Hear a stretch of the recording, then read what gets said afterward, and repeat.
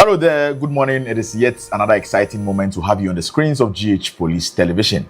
Today is 15 June 2026, and you're welcome to the marvelous, magnificent Monday edition of the Safe Start Show, your ultimate morning companion for a secure and vibrant day ahead. I'm Sergeant Yao Boaiti Boatin, your host, bringing you the pulse of safety live from the studios of GH Police Television right inside the National Police Headquarters. Now, this show is streaming live on all our social media platforms, particularly on Facebook, on TikTok, on YouTube, on X. Let's get mutually active. Let's get dialogic. Send us your questions, your thoughts, your comments, your opinions, and we'll do well and read them out to you again. We are also available on the digital satellite channel, DSTV channel 362. Now, joining me this morning as my co-host is the Halcyon policewoman, Sergeant Theresa Ado. Good morning, Sergeant Tess. Good morning, Sergeant Boaiti. How are you doing? Very well, yourself? I'm also doing fantastic. Very great. How was your weekend? Weekend was a bit relaxing. For you, right? For me, yes. It was a bit relaxing. Yes. My mind was quite stodgy because yesterday I was still in the office. Oh, okay. Attending to some other parts of the work. You know, right? Yes, we need to work for God and country all the time. Right? We don't have any resting moments. Exactly, you know. I didn't really get enough time to rest. You know? All right. But then this is what you have shown to do. Yeah, of course. And good to see you. Exactly. Yeah. And then the World Cup has also begun. African countries are still in motion. Yeah. So far, we've had 4 countries playing their first game or their first matches. Right. Yes. Last night, La Côte d'Ivoire, Ivory Coast came up against Ecuador. Okay. And it was a win for La Côte d'Ivoire. Oh, wow. Yeah. So I believe most Africans are excited. Sure, should be excited by now. We should be. Yes. But then it didn't really go well for South Africa. But the Moroccans also did well. It was against Brazil, you know. When you are playing against a football powerhouse such as the Selecao Brazilians, they are able to sustain them to a draw. I believe it was, you know, and then the Moroccans also put up a very splendid performance. You know, throughout the 90 minutes, they were dominant, and they demonstrated why they qualified to be in the World Cup. Yeah, the Moroccans are naturally good. Exactly. They are naturally good. They are the best in Africa as we speak now. They are naturally good. So it's not surprising that they were able to pull up, you know, that match with them. Yeah. So we are expecting the likes of Egypt, Cape Verde, Senegal, Algeria, and then Ghana to also come up and then, you know, put up a wonderful show today, tomorrow, and then on Wednesday. You know, our game is like, Ghana, our match against Panama is on Wednesday. It's on Wednesday, yes. Yeah. And since Ivory Coast have won against Ecuador, I believe it is going to give us a springboard for our other countries also follow suit. Of course. Yes. This year we have 10 African countries representing the continent. Wow. At the World Cup, at the Mundial. All right. And I'm praying that at least one of these countries should make it to the semifinals. To the semifinals. Exactly. So let's hope so. Yeah. Yes. With the energy they've already started with, let's hope that they are able to sustain it to the semifinals level as we are all anticipating. Absolutely. Yeah. All right. And so you are welcome back again. We are ready to kickstart your day safely. And so whether you are thinking or planning about how to, you know, organize your weekend or even move out from or step out from your comfort zone to your respective destinations by way of anticipating some heavy vehicular traffic, we've got you covered. We'll be starting off our segment with traffic updates. My colleague Sergeant Yusuf Brahma will be joining us very soon after his earlier reports on the field to bring us what is really transpiring when it comes to traffic management and control by officers who work at the Motor Traffic and Transport Department. We'll follow suit with Police Today, where police-related stories that are shaping our communities from the previous 24 hours. Our colleagues are already seated with us here in the studio. They'll be bringing us those stories pretty soon. When they are done, we'll cross over straight to the police hospital. We'll be bringing you a comprehensive presentation on a particular medical subject. And we've said that the essential health tips, they are very essential for your health development. You know, it gives you what you're supposed to be knowing when you are developing as a human being. And then with our big conversation today, Sergeant Tess, it is all about the custom education series, vehicle valuation. You know, this particular phenomenon remains a mystery. Right. Most Ghanaians do not understand the process of vehicle valuation. That is so true. And so today we'll be receiving some custom experts to join us on this particular show to tell us what really goes into seeing custom officers by the roadside and then, you know, making some arrests, stopping vehicles and then asking them to produce their papers and all of that. Right. Yes, it will also go a long way to, you know, advise or serve some vital information to individuals who may be buying vehicles that are not legally cleared from our ports. Yeah, that is very true. So that will be our big conversation today. And so we'll be hosting our friends from the Customs Division of the Ghana Revenue Authority join us later on the show to bring us some education. They are going to unravel the mystery surrounding vehicle valuation. And then with your birthday's celebration or wishes or messages, will take time to celebrate police officers, their loved ones, our friends or colleagues from sister security agencies who are celebrating their birthdays in the month of June to share in their achievements. And then we have also some limited news when it comes to sports. We said that most of our sporting disciplines within the Ghana Police Service are on break. They are done for the season because of the FIFA World Cup 2026 in the USA, Mexico, Canada. But then we still have some actions going on within the volleyball and then some other disciplines, and we'll be bringing you those developments later. But then for now, we are ready to kickstart the show. But before we keep the ball rolling, we're going for our first break. When we resume from the break, we'll keep the ship sailing. Remember that a safe start leads to a great day. Don't go nowhere. We'll be right back.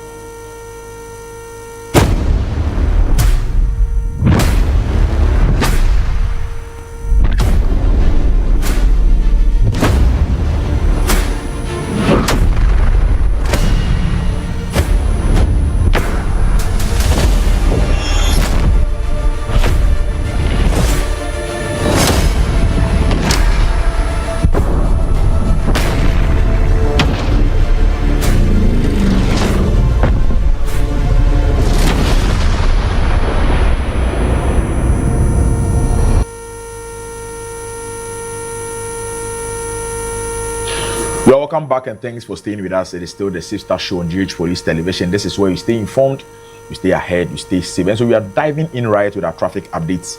And my colleague Sergeant Yusuf Brahma has just returned to the studios from his earlier reports at the Farisco traffic intersection on the Kwame Nkrumah Avenue to tell us what is really happening earlier today. So good morning, Brahma.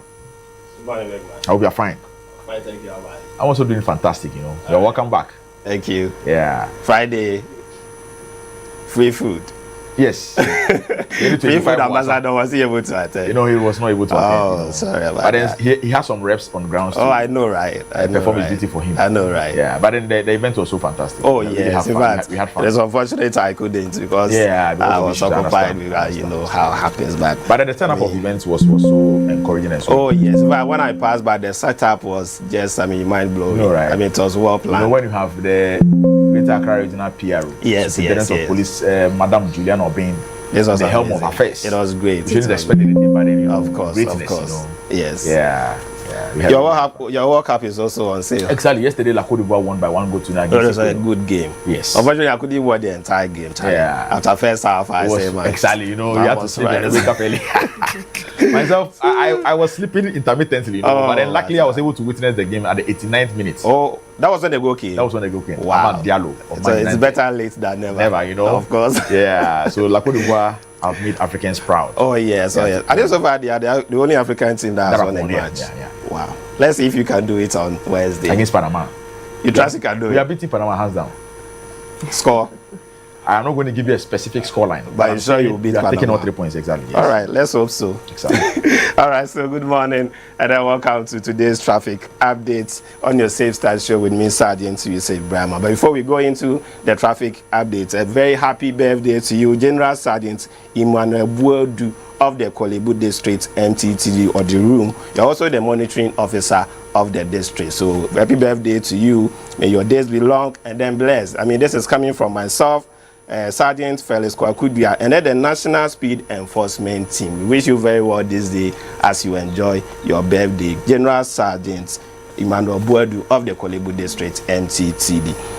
And also a quick one to you, Madam Grace Kwanche. May this day usher you into years of growth and prosperity. Happy birthday to you, Madam. I'm sure we will pass by for the birthday celebration. Don't leave us out of that. All right, so let's start the quick traffic update from the National Police Headquarters area. So from the Dankwa Circle to the National Fire Service traffic light, the traffic situation this morning is a bit heavy, but then we have deployed officers there to ensure that you move around easily without any stress at all. But then from the fire service to Kwame Nkrumah Circle, the traffic situation is normal this morning. But then we have still, however, deployed officers there to ensure that you can move around easily without any issues there. So just as my brother said, we are just returning from the Farisco traffic intersection on the Kwame Nkrumah Avenue. So producer, let's kindly let viewers know exactly what is transpiring at the Farisco traffic intersection this morning. All right, so just as you can see on your screen, that is the traffic situation captured a while ago at the Farisco traffic intersection on the Kwame Nkrumah Avenue. So from the Kwame Nkrumah Circle through the Adabraka Police Station, Abraka Market, coming through to the Farisco traffic lights. This is the traffic situation. The traffic flow is very normal. So if you have any business doing around there this morning, do not worry. You find your way through easily without any trouble at all. And then from the Farisco traffic light towards Trust Bank and then Kingsway as well, just as you can see on your shot, the traffic situation is very normal this morning. You can move around easily without getting into any trouble at all on that stretch of the road. So that is the situation there this morning as well. You can find your way, whether you're turning right to the Graphic Road or you're going straight to Kingsway and then into to UTC or wherever you want to find yourself, doing your business this morning. You can go around there easily without any stress at all. And then from Farisco also towards the Graphic Road, just as you can see, that is an empty road. So if that is where you're going by this morning, you wouldn't have any trouble at all if that is a stretch that you're using. There's free flow of traffic from that end. And then from TUC coming all the way to the Farisco traffic lights as well, there's also normal movement of traffic, just as you can see on your shot. So whether you're coming from TUC or whichever area you're coming through that side of the Farisco traffic intersection this morning, you can move around easily without any trouble at all. So just as you can see, the entire intersection at the Farisco traffic light this morning has a very free flow of traffic, whether you're moving from the Kwame Nkrumah Circle, whether you're moving from TUC, whether you're heading to Kingsway or you're turning to the Graphic Road as well. There's no trouble at all for you this morning. That is the traffic situation that you experience at that intersection. So kudos to all the officers and men at the Accra Central MTTD who have made sure that the traffic situation this morning is very normal on that stretch leading into the Central Business District. So kudos to you, Mike Tango 1, DCOP Mr. Alex Wawolo, who is the commanding officer of the Accra Central MTTD and also the regional MTTD commander as well. Kudos to you and all the officers and men, the station officer, chief Inspector Ajay and all the other officers who are ensuring that there's free flow of traffic on the Kwame Nkrumah Avenue leading to the Central Business District this morning, so that people can find their way doing their business without getting locked up in any traffic. Ideally on Mondays, you would expect that the traffic situation is heavy, but just as you saw on your screens, the traffic situation is very normal. Officers have been able to decongest the traffic this morning, and then you have your way through easily without any pressure at all. So ideally, this is what the situation is going to be. If there's no major incident on that stretch of the road, because if there was supposed to be traffic, it would have started around this time. But then since there's normal flow of traffic this time, we're expecting that getting into the afternoon and then later in the evening, the traffic situation will even be calmer than it is at the moment. So kudos to all the officers and men who are ensuring that this is happening at the Kwame Nkrumah Avenue, specifically at the Farisco traffic intersection. So this is all for the traffic updates here on your Safe Start Show with me, Sergeant Yusuf Brahma. I'll catch you later on traffic orientation, still here on GH Police TV. But until then, I'll hand you over to my brother, Sergeant Yaboy Tebuatin, for you to continue to enjoy the rest of the program. Thank you so much. And so that was the traffic updates brought to us by our very own brother, Sergeant Yusuf Brahma, after he earlier visited the Farisco traffic intersection on the Kwame Nkrumah Avenue. All right, so it's now time for us to bring you Police Today, where we'll get into police-related stories that are shaping our communities. But before we bring you that segment, let's enjoy this brief breaker. When we resume, it's now time for us to get into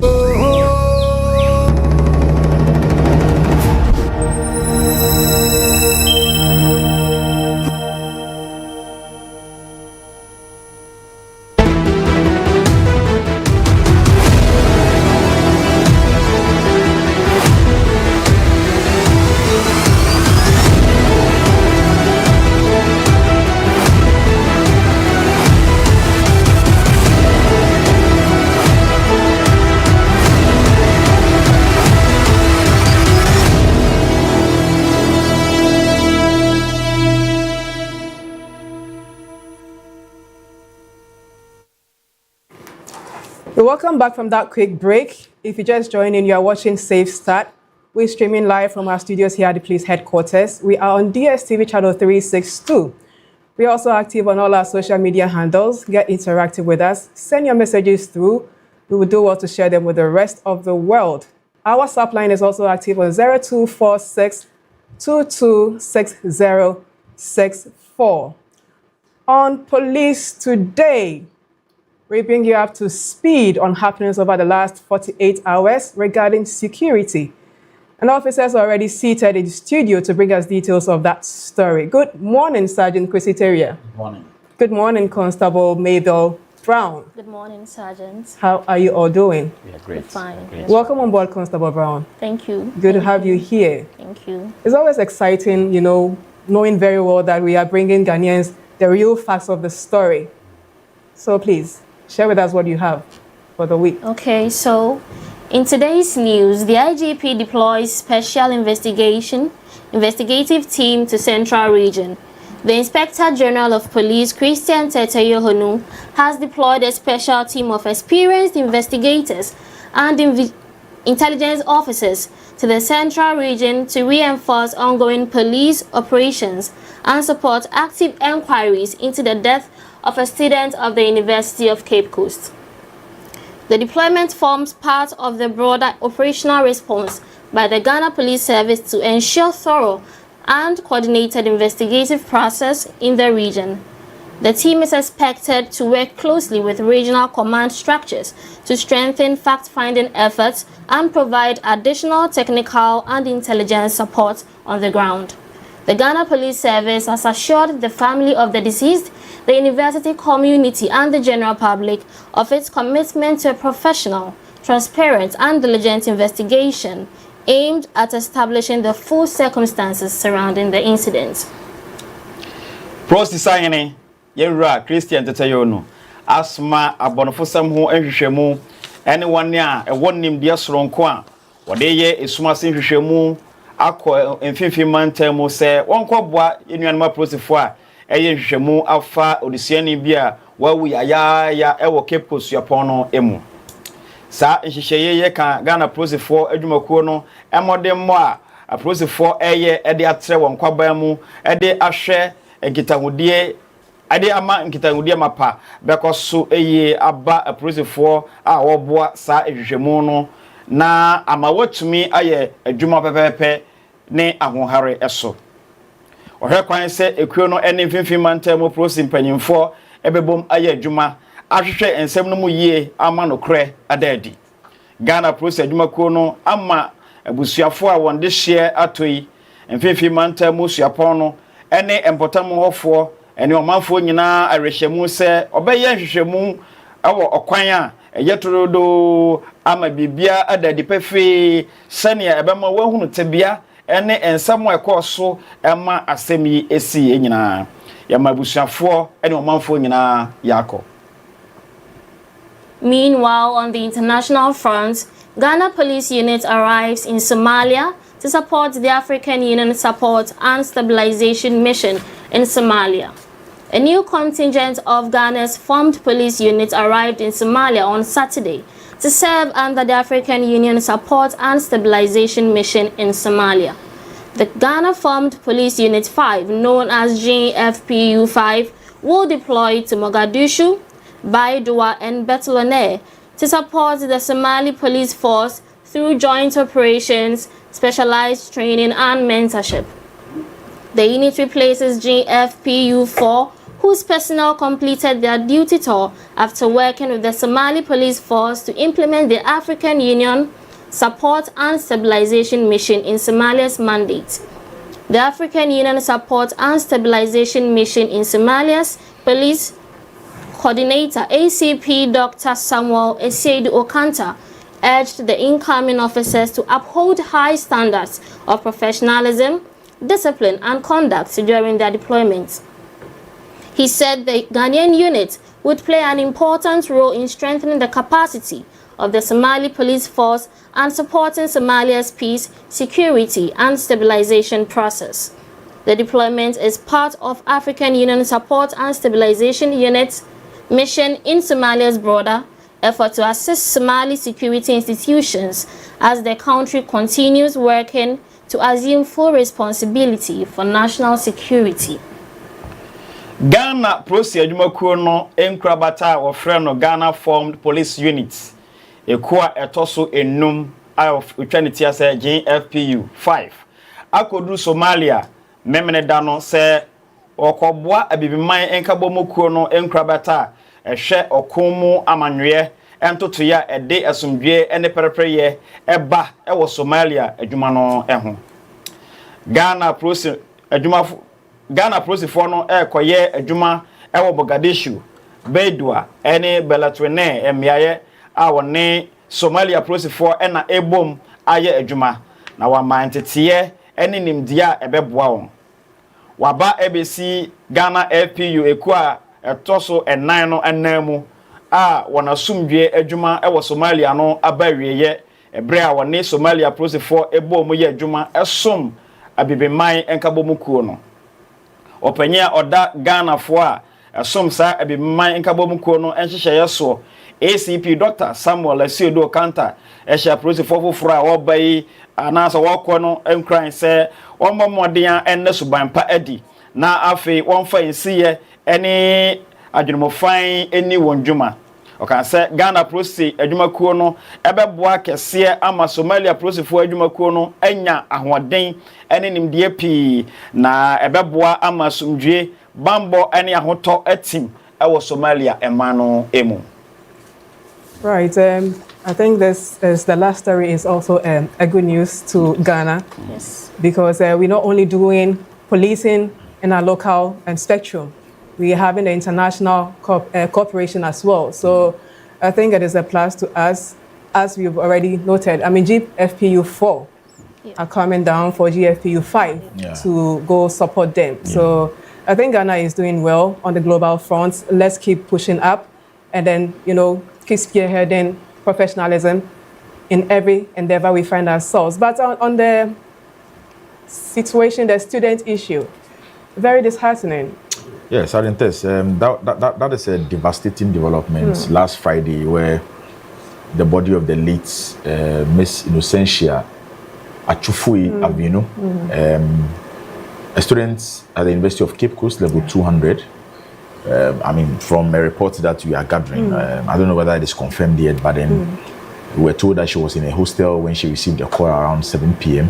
According to some of her roommates. She stepped out and then she couldn't return that night. The following day, efforts to reach out to her proved futile. And then so she was declared missing, only for us to be informed that last Friday, a body was discovered along the shore of the beach. And then when people approached that body, it was a lifeless body of this innocent university student. It's a devastating story. For parents to invest in the award, grow up to that level, gain admission at the university, and then second year pursuing her studies, for her to die in this incredible way. It is disheartening. I'm only praying that Ghana Police Service will have to thank the Inspector General of Police and then members of the police management member for the deployment. We will also want to ingeminate our commitment to conduct a thorough and a diligent investigation into this particular matter. And so the bereaved family, the university community must be assured that the police service, we are going to do a diligent work to unravel whichever group of persons who are behind this particular execrable crime. For you to kill a lady of such nature, who has the prospect of becoming someone important to her family, just end her life in this way. It is a devastating story, and we are praying that the bereaved family may receive or should receive comfort from our Lord. But then legally or from the law front, the police service are going to live up to our mandate. Yes, and then with the police officers who have been who have touched down in Somalia, the message is simple. The coordinator is saying that it is their responsibility to uphold professionalism, transparency, and then good conduct while away. The Ghana Police Service, with our partnership with the United Nations, stems down over a couple of years ago, exactly. And so this is part of what you have been doing over the years, and so we believe that they are going to live up to this we are known for that, and we always, exhibiting professionalism wherever you find ourselves. Constable Brown, Please, what is your take on any of the stories that we have just With regards to the incident at UCC, it's a very unfortunate incident, and we extend our heartfelt condolences to the family. And as the IGP has said, he has deployed men to UCC to help with investigations, and I believe that the perpetrators would be brought to book. Right, Sergeant Teria. Yes, ever mabusian for Yako. Na fe so Cape Kusiapono.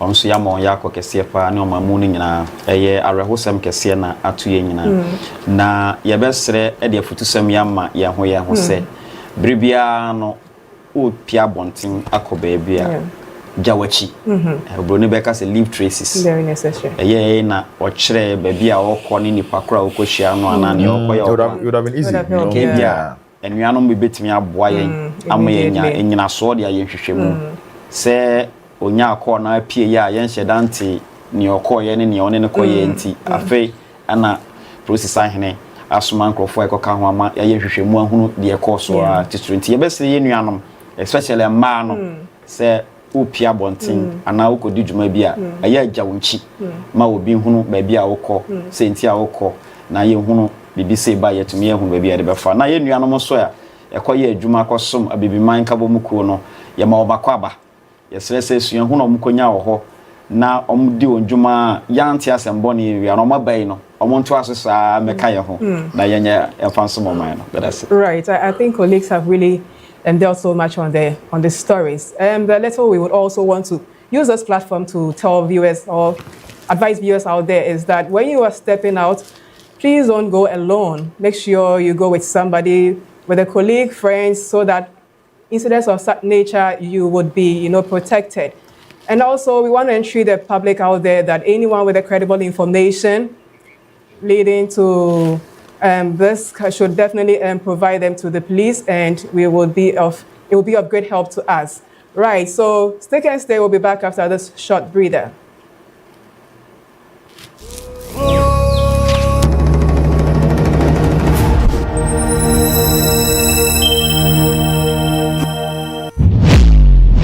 Aware an invisible eye is watching you? Have you ever had an altercation with a police officer about a road traffic offense where you felt you were right? Have you ever lost a loved one due to a breach of a road traffic regulation as a motor rider? Do you always obey road traffic regulations?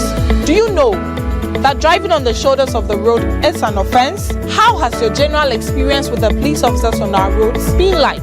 It is for these and other reasons that the Ghana Police Service, in collaboration with the Ministry of Interior, National Road Safety Authority, the DVLA, and other stakeholders, have come up with an initiative to ensure sanity on our roads and prevent road accidents. TrafficTech GH is an automated system introduced by the Ghana Police Service to enforce road traffic regulations. The system uses cameras and sensors to enforce road traffic regulations. So you see, police invisible eyes are watching. Pew!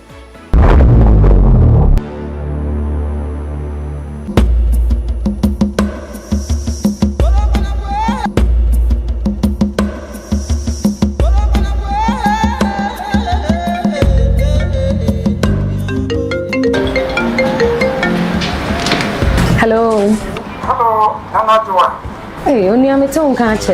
What is say? Namiadumo Bokona way. Adumo, a mega yo-yo, with schoolmate.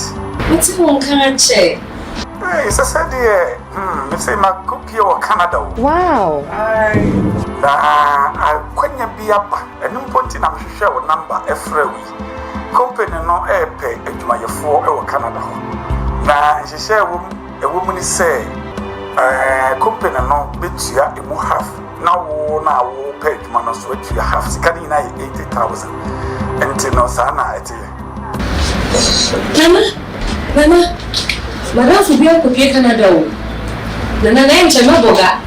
Monsieur Quina Abao, a good year to man say, Miss Meeting me free Ghana, about the Canada Canada. Oh, no say a male one in a say company no. Or maybe she has a calumny to have, I'm just made to have. Into the minion wabba home. Nana, you to the other.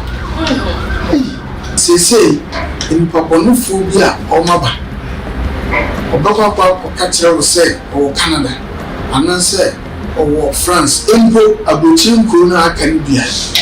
na waka kyerɛ wo sɛ akonya ba enti akonya agent no ɛwɔ Nigeria, Cote d'Ivoire, anaasɛ Burkina Faso enti fa hɔ na ɔmo nya wɔn krata na hɔ na wɔfi ɛna wɔaba Canada anaasɛ France anaasɛ aburokyire nkuro na aka na wɔkenya kasa apɛ sinibu ɛyɛ ntorɔ wɔkɔkɔdu hɔ a ɔbɛkye wɔhyɛ dɛm ɔbɛkye wo sika nyinaa ɔtwa ndadokɔ nyinaa ɔbɛgye na owie a wafɔ so ɔbɛhyɛ wo ketee sɛ wo nso so fa nnipa mmienu bra na saa nnipa woanya mfɔm anko a kɔm bɛgye wo saa nkwa bɛ nyinaa nnipa no bɛtumi ayɛ wo nua ɛbɛtumi ayɛ obusuani bɛtumi ayɛ wo maa bɛtumi mpo ayɛ wo papa ɛne ɛma memfa saa akwanya wo nso na mentu Ghanafoɔ nyinaa nti me nuanom moma mo ani da hɔ na mankɔ ankɔtɔ saa nnipa bɔne ni no anaa nnipa bɔnefoɔ no afidie mu.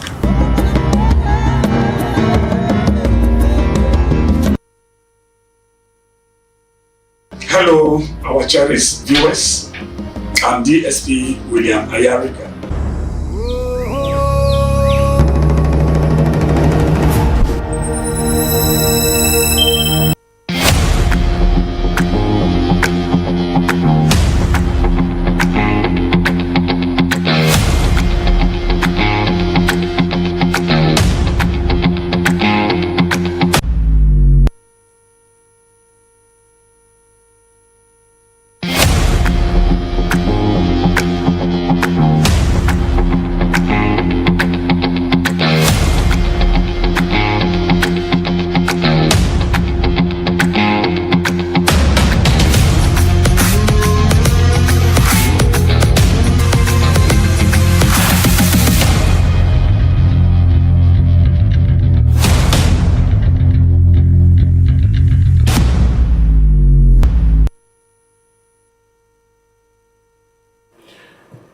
Welcome back. It is still the Safe Star Show on GH Police Television. This is where you stay informed, you stay ahead, you stay safe. A very good morning to Raymond Decoder Range Rover watching us live from Tema Community 4. And then good morning to Policewoman Chief Inspector, Madam Dora Kisiabuaje, Policewoman Chief Inspector, Madam Belinda Asari, and then Policewoman Inspector Asana Bedi. These endearing police officers work at the typing pool at the police hospital. They are currently watching us live on GH Police Television. Another good morning going out to Policewoman Corporal Millicent Ano and then Asantua at the Public Affairs Unit at the same facility, Police Hospital. Now, we are getting in with our sports updates, and my colleague, Policewoman Lance Corporal Sadia Amas Sangari, is back to provide us with the latest in that particular development. Good morning, Sangari. Good morning, Sergeant. I hope you're fine. But yes, I am, and you? Yeah, I'm also doing excellent. Yes. What do you have for sports today? Good morning and welcome to today's sports update. I am Policewoman Lance Corporal Sadia Sangari, alive on GH Police TV on DSTV channel 362 and as well as all social media platforms at Ghana Police Service. Sergeant Yalboy, and before I delve into today's stories, the World Cup has begun and match day 1 is still ongoing. So far, which results has surprised you? I watched Morocco against Brazil. Yeah. And after the first 25-30 minutes, I was so confident that the Moroccans were going to win. But then unfortunately it ended their draw. Yeah. Yes, so I was a bit surprised. And again, yesterday, around 11 p.m., it was against the match against La Côte d'Ivoire and then Ecuador. Yeah, Côte d'Ivoire won by a lone exactly. goal. But, you know, anyone who watched that particular game would be equally as surprised as I am because the Ecuadorians were so dominant. I mean, hitting the crossbar more than 4 or 5 times. Only for them to be shocked at the 89th minute. They couldn't grab their chances. Exactly, you know, and that's football. When and you know, missing chances. Cote d'Ivoire are the giants of Africa. Yeah, exactly. So yes, I mean, personally, I'm not surprised. Yeah. But the match they won, the first game between Mexico and then South Africa. Oh, but for that game, I knew South Africans were going to lose. I knew. Oh, really? Yes, I knew they were going to lose. But so I wasn't surprised. There was a total of 3 red cards. So I was expecting the red cards to flow in subsequent matches. But I mean, for now, it's okay. Yes. It's okay. So, unfortunately for us, we haven't had any red card incident in any of the African teams participating. Yes. So far, we've only had 2 for South Africa. South Africa. Yes, because it tells you that most of the other African countries are also quite disciplined. Yeah. They are mindful of the platform they are playing. And so, when you receive a red card, numerically you are disadvantaged. Yes. And that is going to go against you. And so you must be disciplined, you must be very mindful of what you are doing, just so you don't disappoint the entire nation. You understand? We have 4 days more for Ghana to play. We are playing on Wednesday. Wednesday. Yeah, so technically it was 3 days. 17th. 17th, yeah. Yes. Yeah. Today is 15th. Oh, Yeah. sorry. So yes, Wednesday. What's your prediction? For predictions, Sangari, I can't make any specific scoreline declaration now, but then I'm very optimistic that we are going to beat grab a win. Panama. We are going to pick 3 points Wow. against them. Whether it's going to end 2-1, 3-2, me, I don't care. The most important thing is that it's a tournament. grabbing all We need 3 3 points. points. That's the Yes. most important thing. Yeah. So away from World Cup stories, we head straight to the hockey pitch for some high-stakes encounter that took place last Friday as Ghana Police Service men won against Akmen Hockey Club in their 4th league match at the Theodosia Oko hockey pitch. So kudos to our hockey men for winning your 4th league match against Akmen. You grabbed all 3 points and then you scored 3-0 as well. So yes, kudos to you. Turning to the Accra Basketball League Women's Division, Week 8 brought us a fierce service derby at the Elwak Sports Stadium as Ghana Navy women walked away with a dominant 50-41 win. Oh, my basketball women. When you started, you were dominant. You weren't losing your matches. What happened? Please, as we move on, I beg you, come back and then grab all 3 points for us. Kudos to Navy for winning 50-41 in your league. It sees you climbing higher at the league standings. So yes, away from basketball, now volleyball. Yesterday we were supposed to play against Ghana Navy at the Temanu town, but unfortunately it was rained off. Officials will sit today, and then when a new date and venue time is given, we'll communicate to you on this same very platform. This is all we have for you here on Sports Updates. Today, I am Policewoman Lance Corporal Sadia Sangari. Thank you for staying with me and enjoy the rest of our programs.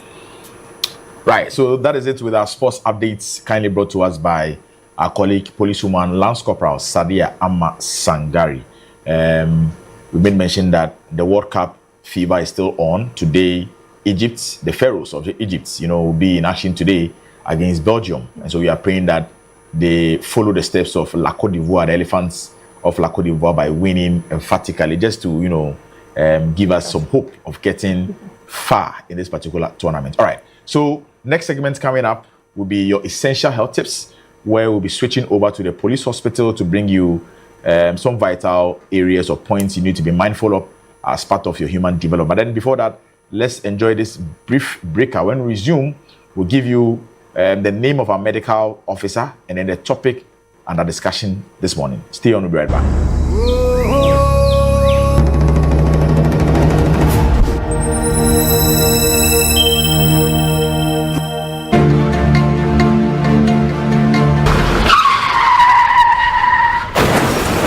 Road crashes or accidents are of great worry to everyone. In view of this, we need to be alert on things that brings about accidents on our roads, leading to deaths of our loved ones. It is of this reason that Traffic Orientation Show on GH Police TV seek to teach, educate all road users, being it drivers, riders, pedestrians, on the rules and regulations and road traffic as to reduce road accident. Make time to watch Traffic Orientation Show every day on GH Police TV as we bring you more insight on road traffic related issues. You can also watch us on DSTV channel 362 and other digital channels. On Traffic Orientation Show, we say drive safely, arrive alive.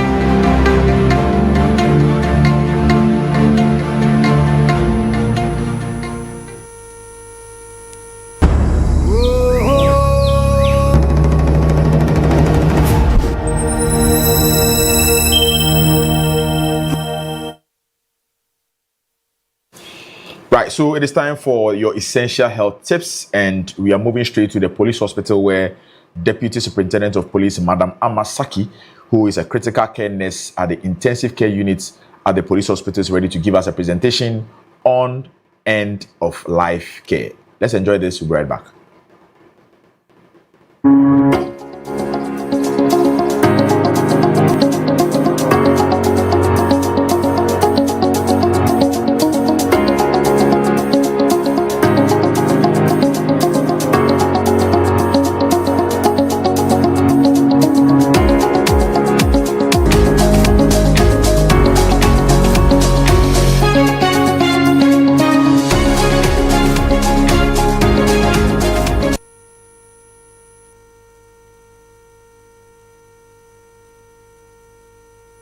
morning, viewers. My name is DSP Amadoide Saki. I'm a critical care nurse at the Ghana Police Hospital and also the nurse in charge of the intensive care unit. This morning we'll be discussing a topic that a lot of Ghanaians do not really discuss. That is end-of-life care. So end-of-life care is the support and medical care that is given to patients in their terminal illness. So the focus is not to cure any disease, but then to give the patient the support that they need. We give them psychological and spiritual care, and also make sure that their significant others or family members also understand the process, and then they will be able to help as and when they are needed. And this ensures a peaceful and a dignified death to our patients. So it is not, the end of life care is not only about the patient, but then the aim is to help the patient and the family walk through the process so that they did not feel left alone, or they are not alone in the journey. So one of the most important aspects of end-of-life care is the presence. So presence of family members is very, very important in this process because it gives them support. So even simple acts of holding a patient's hand, turning a patient in bed, helping a patient feed goes a long way to bring comfort to the patient who is ill. End-of-life care also involves the patient, the family in the care of the patient, so that they will understand the whole disease process, and then they will be able to help the medical team work successfully together. Certain decisions that the family members would have to make for the patient, it should be decisions that the patient would have wanted to make by themselves. So as healthcare workers, we encourage the discussion of end-of-life care early, before patients get to a point where they cannot make such decisions for themselves. Some of the decisions will include the kind of care that they want to be given to them, is in maybe in terms of life support, or even the place that the patient wants to spend their last moments before they leave. Another aspect is spiritual support by the family. So in Ghana, we believe in prayers a lot. We do a lot of spirituality and all that. So the family members being around will help in this regard by making sure that maybe the patients will be able to have contact with their spiritual leaders or anybody that they can pray with. And then that one, when they come, they encourage patients so that it reduces their anxiety, especially when someone knows that they are dying. The anxiety that death brings to the patients will be lessened. Another aspect is advocating for the patient. So a situation where the patient is in the house, or a place that they have decided to go and take the rest of their care, and the role of the family is to make sure that they provide a calm environment for such patients, and they also would also have to they provide a peaceful environment, and then they should give the patient that opportunity, that kind of respect, to be able to decide who they want to see and who they do not want to see. And then it's also the presence of the family around the patient also gives them the opportunity to go through, like I said, spiritual support, emotional support, and even sometimes the need to go through some reconciliation, so that the patient can have a peaceful death or a peaceful transition I would like to end this by saying that a peaceful death is not created by machines or the family buying all the medications that there is to it. It is created by love, it is created by respect, it is created by understanding. Also, the greatest gift any family can give to their terminally ill family member is not all the medications that they need. It is their understanding and their love and their presence. Thank you.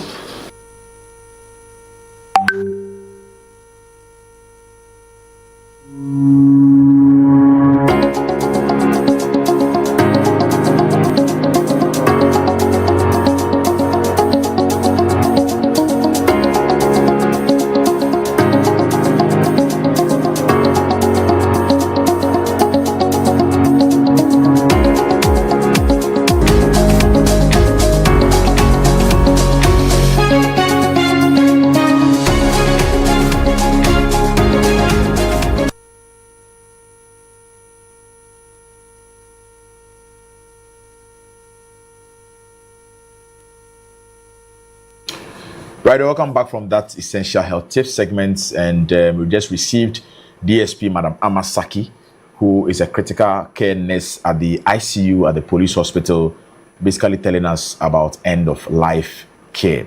All right, so it is time for your birthday messages, as we usually do on this platform. This is where we take time to celebrate police officers, their loved ones, and then our colleagues from the sister state security agencies who are celebrating their birthdays in the month of June. And so we are starting off with a belated happy birthday to our very own sister.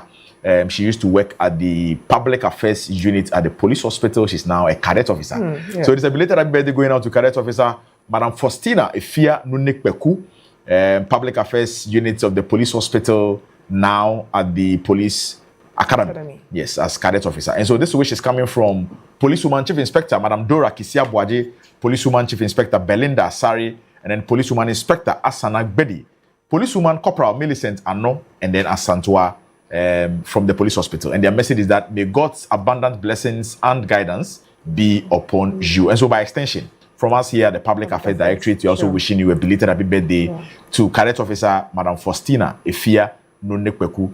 We believe that even though you are at the academy under training, even if you are considering any party, don't forget to leave us out. Right after the show, we are moving our buses to your place to have fun with you. So do have fun, madam, as you celebrate your birthday this week. All right. Next birthday wish list is going out to another cadet officer. Happy birthday to Cadet Officer Ruby, Madam Ruby Osabu Kwe. You are formerly of Jamestown District Police Headquarters. This wish is coming from your family, your friends, and all of your Cause 54 family. Their message is that may the good Lord bless you in all you do, especially on this special day of yours. So happy birthday to Cadet Officer Madam Ruby Osabu Kwe, formerly of Jamestown District Police Headquarters. Do have a fabulous day, madam, as you celebrate your birthday today. Right, another belated happy birthday going out to Assistant Superintendent of Immigration, Madam Mary Nadu Sowa. You are with the Ghana Immigration Service Headquarters. This wish is coming from ASI Madam Rahel Enima Edu. She's with the Ejura Command. Her message is that may your day be filled with joy and happiness. Over the weekend, you celebrated your birthday, so this one is a belated happy birthday going out to ASI Madam Mary Nadu Sowa with the Ghana Immigration Service Headquarters. Do have a fantastic week as you celebrate your birthday, madam. Right, so it is still live in the air on the Safe Start Show. This one is another happy birthday wish going out to Policewoman Chief Inspector Margaret Madi. You are with the Accra Regional Visibility. This message is from your lovely family who love you so much, and then your colleagues who cherish your unwavering dedication to duty. Their message is that to the woman who proves you can be tough as nails on duty and absolutely pure gold at heart. Your beauty is undeniable, but your compassion is what makes you truly unforgettable. Wishing you a great year ahead. Wishing you a great year ahead, filled with grace, success, and total bliss. May the visibility units of the Greater Accra region give you an easy shift today. Enjoy your day, Madi. So happy birthday going out to Policewoman Chief Inspector Margaret Madi with the Accra Regional Visibility. Do have an amazing day as you celebrate your special day today, and then have fun. Right. Another happy birthday. All right, this one is a belated happy birthday going out to our very own brother here at the Public Affairs Directorate, Sergeant Eugene Ofe Ansa. And so, from all of us here at GH Police Television, we are saying that your presence in the office makes every day brighter and more pleasant. You never hesitate to offer help when needed. And we appreciate the opportunity to have an inspirational officer like you. God bless you, sir. Right. So, belated happy birthday going out to General Sergeant Eugene Ofe Ansa, who works at the Public Affairs Directorate. Over the weekend, Eugene celebrated his birthday. Yes. But Eugene, you know the ritual here. The ritual should be this one, no long talk. Today we are expecting something magnificent from your end. You can't celebrate a Sakura birthday, no, not at all. So please do the do, and then we'll have fun together. So do have a wonderful week. Belated happy birthday going out to General Sergeant Eugene Ofe Ansa. Right, another belated happy birthday going out to Chief Inspector Marcus Treme Tebri, also known as Froye Woso. You are with the SWAT unit in the Ashanti region, Kumasi. This one is from Ghana Web, and their message is that may God continue to guide your steps, bless your efforts, and grant you peace and joy in all you do. Your best days are still ahead. So belated happy birthday going out to you, Chief Inspector Marcus Treme Tebri, also known as Froye Woso.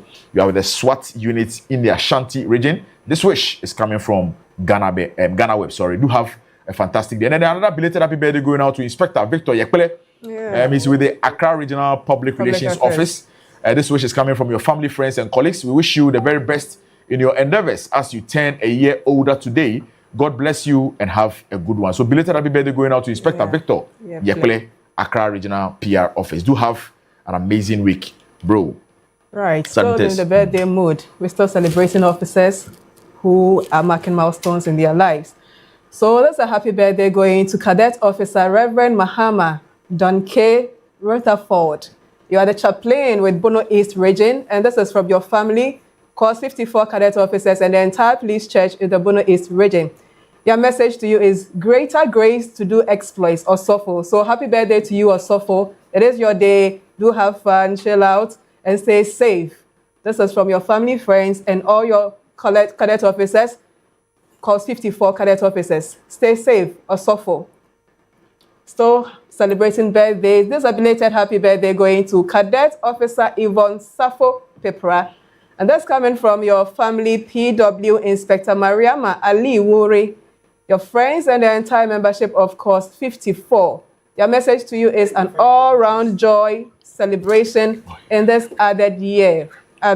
So happy birthday, belated birthday to you, Cadet Officer Yvonne Safo Pepra. Looks like the cadet officers are really celebrating their birthdays. Exactly. We have almost 4 or 5 wishes on our segment today. Yeah. So happy birthday going out to Detective Sergeant Joseph Sechim. And this is from Sergeant Boatin. You are with the District CIZ Zongo Police Station in Kumasi. And his message to you is experience an enjoyable birthday as you smile. Keep winning in all your endeavors, bro. Happy birthday going to you, Sergeant Joseph Sechim. Enjoy your day. Stay safe. So, Detective Sergeant Joseph Sechim is my depot mate at the National Police Training School 2011. So, from all the Bravo squad, Bravorians, we are wishing you a happy birthday today. Happy birthday to you. This Sergeant Joseph Sechim. He's with the District CID Zongo Police Station in Kumasi. Experience an enjoyable birthday as your smile. Keep winning. We are behind you. All of them. Yeah. Enjoy your day, Sergeant Sechim. And this is about happy birthday going to Sergeant Emmanuel Buedu Amwa. This is from Sergeant Felix Kudia, Sergeant Brima, and the entire MTTD Speed Enforcement team. You are with the Kolebu District MTTD Audley Room, and their message to you is, may the good Lord continue to bless, strengthen, and protect you. Enjoy the fruitfulness of this addition. Sergeant Emmanuel Buedu Amwa, happy birthday to you. This is from all your family, friends, and loved ones. Enjoy your day, sir, as you continue to work for Mother Ghana. Stay safe. Still celebrating birthday of loved ones. And this is coming from Sergeant Bennett Abrago and all friends to Constable Stephanie Donko. You are with the Visibility Unit. And their message to you is a blessed and glorious birthday to you. May God grant your heart desires, give you good health and long life. Constable Stephanie Donko, stay safe as you mark another milestone of your life. So this is the projections we have for now, Sergeant Boite. Right. So apart from the messages that we've projected, the birthday wishes that we've projected on our screens, we still have some messages coming in on our WhatsApp platform. Let me see this opportunity and then wish our loved ones who are always tuning in, watching us live on GH Police Television. This one is a happy birthday going out to my amazing and incredible grandpa, Mr. Frank Ankuma Akowa, formerly with Birth and Death Registry in Kumasi. In fact, this man was the registrar at the Birth and Death Registry in Kumasi. And they're saying that we are grateful to have you in our lives. Thank you always for setting the bar higher and then always being there whenever we needed you. I'm forever proud to have been named after you, sir. So this wish is coming from General Constable Yao Akowa Frimpong and the entire Frimpong family. So happy birthday to Mr. Frank Ankuma Akowa. You are the former registrar at the Birth and Death Registry in Kumasi. This one is coming from your grandson, General Constable Yao Akowa Frimpong, here at the Public Affairs Directorate. Now, another happy birthday wish going out to Grace Yabua. You are also known as Mami Grace. You just completed your senior high school education. Today you are 18 years old. This wish is coming from your elder sister, Dorcas Yabua Mabna, and you completed the Adjena Senior High School at Akosombo in the Eastern region. And so today you are 18 years. This is a happy birthday wish going out to you, Grace Yeboah, also known as Mami Grace. You are 18 years old, and this wish is coming from your sister, Dorcas Yeboah, as well. So do have a fantastic day. Right, another happy birthday to Dankwa Enoch Aidan. May this new year of your life bring you greater success, good health, long life, and renewed strength. May you continue to serve your nation with dedication and integrity, and may your voice grow even stronger as you speak for the voiceless and champion the cause of those in need. Wishing you endless blessings, happiness, and fulfillment in all your endeavors. Have a wonderful and memorable birthday. So this individual is a staff, or is a journalist with the Media General, and also a big fan on GH Police TV. Always tune in, watching us live. So happy birthday going out to you, our very own brother, Dankwa Enoch Aidan. You are with Media General. You are celebrating your birthday today. You do have a fantastic day. Right, another happy birthday again going out to Abigail Amele Yao. This one is a birthday in advance. You know, tomorrow is a birthday silent test. Okay. This is the National Service personnel we have here in the office. Right, yes, the effervescent Abigail. Yeah. Yes, Amele Yaovi. Tomorrow is a birthday, so we are sending happy birthday in advance to her. Abigail. We are grateful for having such a personality here at the Public Affairs Directorate. So sedulous, so hardworking. Anytime you call on her, she's ready to work. Yeah. So it's a happy birthday in advance to you, Abigail. You know, we'll be celebrating with you in grand style tomorrow as you celebrate your birthday. Again, another birthday going out to Mr. Emmanuel Kweku Elion Nsonwa Jr. And this one is a wish coming from Assistant Superintendent of Police, Madam Angela, or Mrs. Angela Kumi, in charge of social media here at the Public Affairs. This one is coming from your mother, ASP, Madam Teresa Menu of the Police Hospital. So it's a happy birthday going out to, I believe that should be the son of ASP Teresa Menu, who works at the police hospital, little Emmanuel Kweku Elion Nsonwa Jr. I think today is your birthday, and so we are wishing you a happy birthday coming from your mother. Your mother is the block commander at the Amandi Barracks at the National Police Training School. Right. So, as for Teresa Menu is wishing her son, Emmanuel Kweku Elion Nsonwa Jr. a happy day. Do have a fantastic day, bro, as you celebrate your birthday today. Now, lastly, there's another birthday wish. In fact, tomorrow is your birthday. So this one is a birthday in advance. Happy birthday in advance to this gentleman, Emmanuel Ilom Gisevo. You work at the MTN Osu office, MTN Ghana Osu office. This wish is coming from Cynthia, the only female security officer with MTN Ghana Osu branch. And so happy birthday in advance to you, Mr. Emmanuel Ilom Gisevo. You are with the customer service rep or representative at the Osu branch of MTN. All right, so these are the birthday wishes we have. Silentes, do you have any from your end? Not for now. Yes, all right, okay. So we've said that there is a dedicated number on your screens. If you're a police officer, you are a member of any state security agency, you are also a cherished viewer of GH Police Television. Do well, send us your picture, your message, at least a day before your birthday, and we'll take time and share in your excitement. The number, Sergeant Tess, can you please read Yes. it out again? The number is 0246 226064. 0246 226064. I believe it's on your screen, so do well to send your messages through that number and we would read them out for you. Okay, right. So away from that, it is now time for us to have a big conversation on the platform today. During our introductory stage of the show, I made mention that most Ghanaians have a bit of misconception when it comes to vehicle valuation by the Customs Division of the Ghana Revenue Authority. Sergeant Tess, every year, thousands of vehicles or cars are imported into Ghana. That's true. Yet for most people, the customs process remains a mystery. You know, questions are asked that why is it that a price I've paid for my vehicle is not the same thing being charged by the Customs Division? Why is it that custom officers just stop at random, asking people to produce their vehicles for their documents for their vehicles, you know? And so today we are very privileged to find ourselves close to some two experts who work with the customs service of the Ghana Revenue Authority to help us unriddle or demystify vehicle valuation. All the questions you want to know, they are here. All the answers you're expecting, they are here. They're here to deliver and them. they are also here to also give us what we need as citizens of this country. Sure. In the case where you want to buy a vehicle, you must be very careful if the vehicle you are buying or purchasing has been legally cleared from our ports. If not, you just be driving your car and then your car will be pounded. And then you are like, I don't know.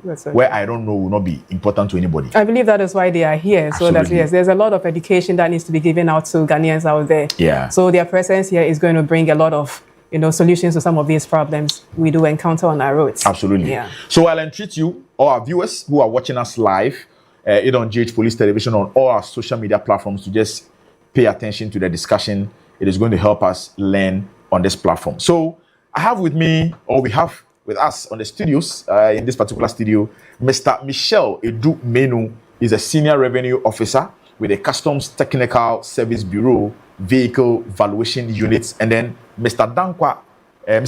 David Ijakwa Mensah, Mr. David Ijakwa Mensah, Senior Revenue Officer, Customs Technical Service Bureau, Vehicle Valuation Unit. Good morning, officers. Good morning. You are welcome once again on the Safe Start Show. Thank you. I believe you're fine. We are doing good. All right. So let's start the discussion. Any of you can, along the conversation, can just pick any question and then answer. Sure. I don't know whether Mr. Michel is going to start the conversation. Okay. All right. So tell us, what is vehicle valuation in general? So when we talk about vehicle valuation, we are talking about the process where we are able to find the value of an imported vehicle. Okay. So that we can exact taxes, the tax for the purpose of levying taxes and duties. Okay, so it's a whole process. It's a process. All right. Yes. Okay. All right. So can you run us through the laws or regulations that guide your operations? Okay. All right. So we deal purposely with the Customs Act 2015, Act 891, and its amendments. Yes. Okay. So that is the legal backing. All right. So practically, can you give us a scenario of how an imported vehicle is valued by the Customs Division, especially at the ports? All right. So when you import a vehicle, or when you pass a declaration that you want to import this particular vehicle, you tell Customs, declare everything to Customs. What Customs does is, we try to find the home delivery value. That's the first purchase price of that particular vehicle.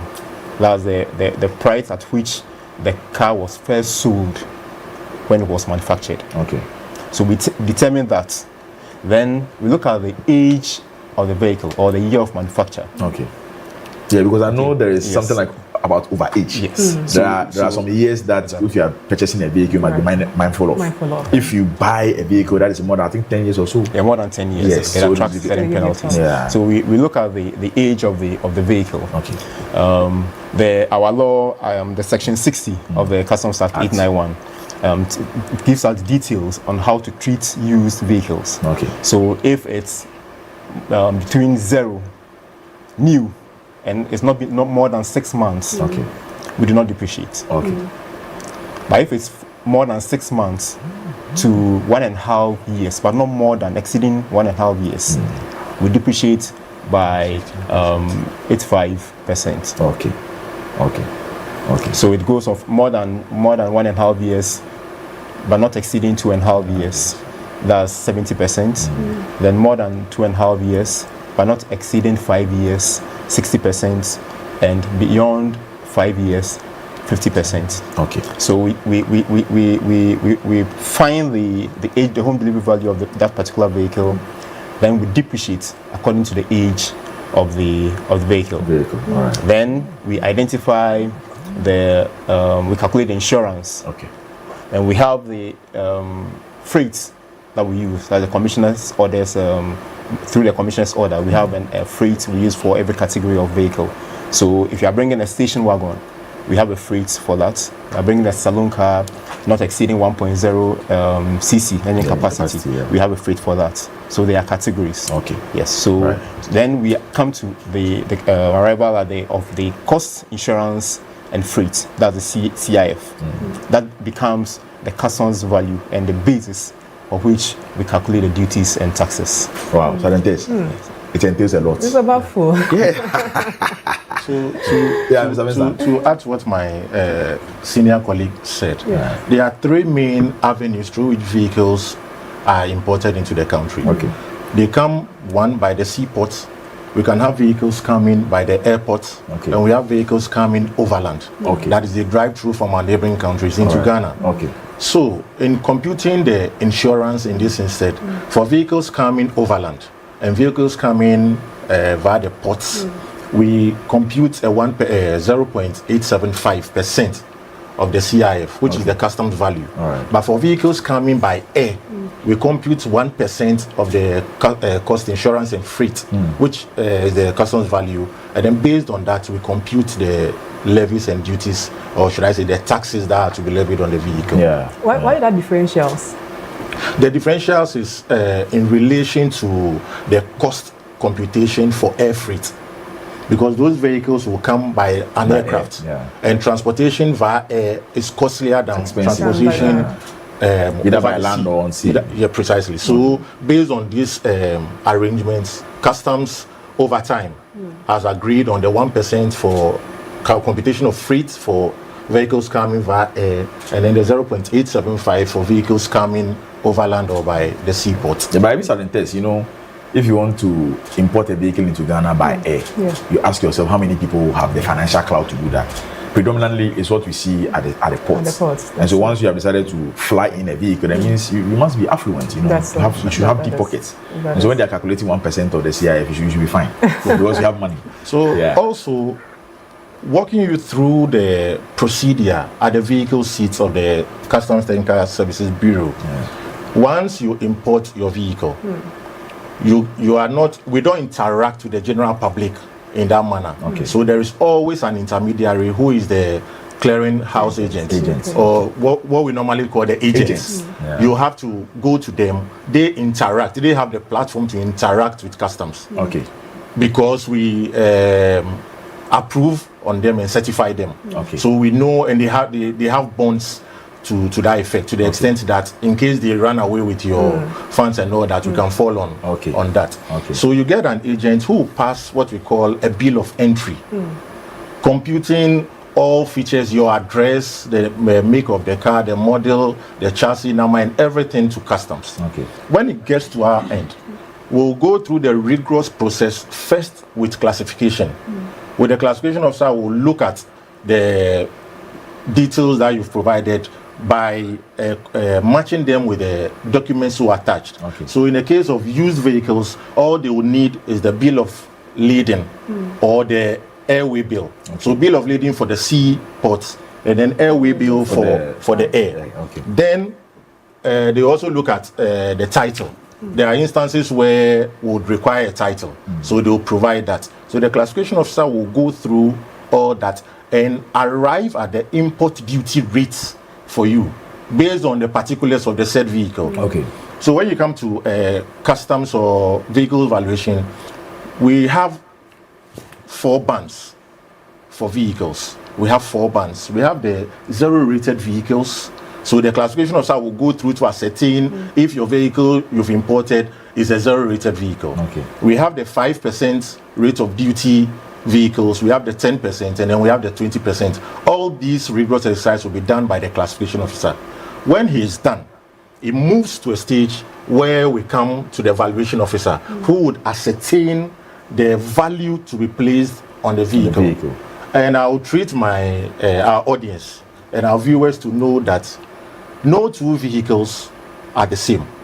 Okay. They may be similar in attributes. Okay. But no two vehicles are the same. And what makes them distinct is the chassis number.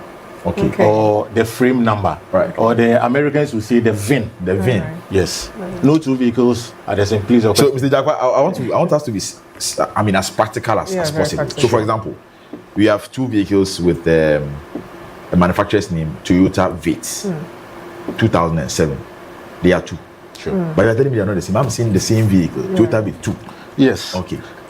With the technical eye, I wouldn't consider them to be the same because the unique identifier, which is the chassis number, They are different. you realize that they are different. Okay. So you can even in our normal day life, you can see twins together, perhaps from the same Absolutely, womb, I know, right? Yes. but their yes. fingerprints are different. Their biometric captures are different. Precisely. So that is the same with vehicles. Okay. So they may be similar in attributes, but for value purposes, they are different.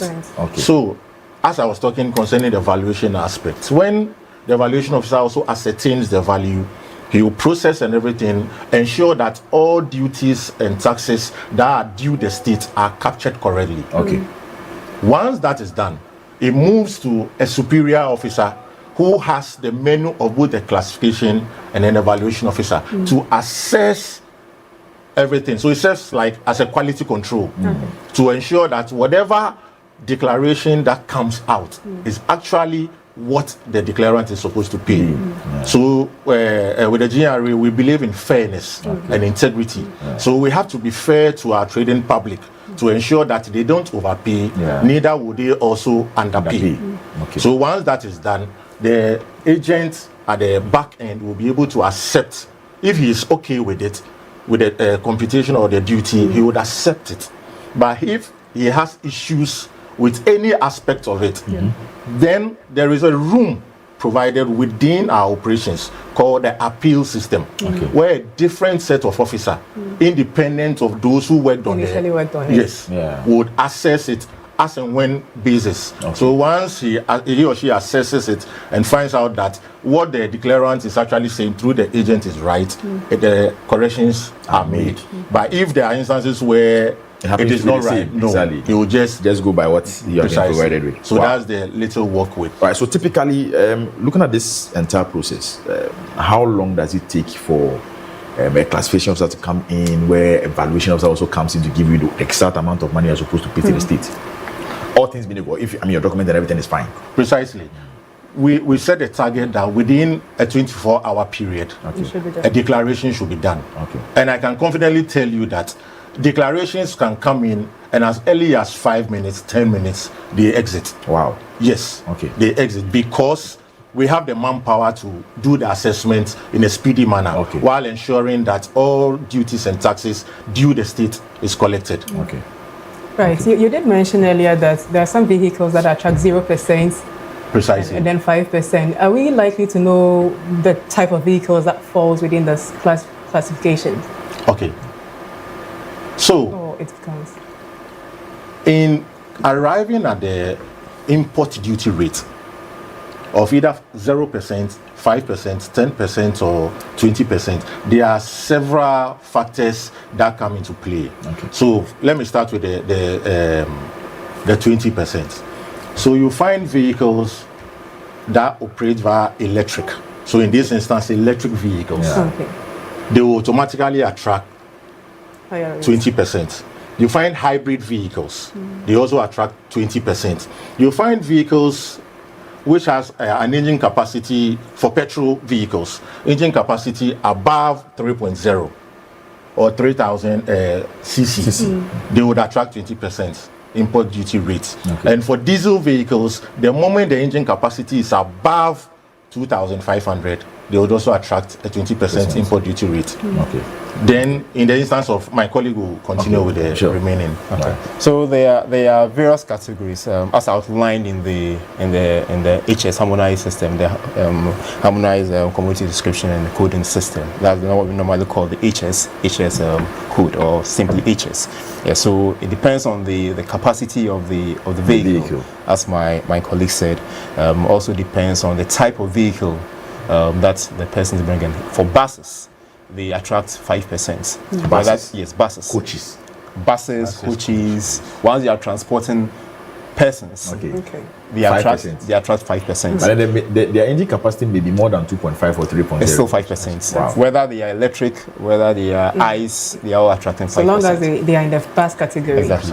Okay. For tractors, it is not tractors.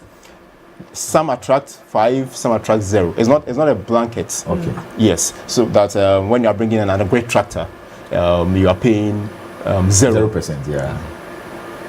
If the tractor is meant for agricultural purposes and it's been approved as such, then you benefit from the 0% import duty.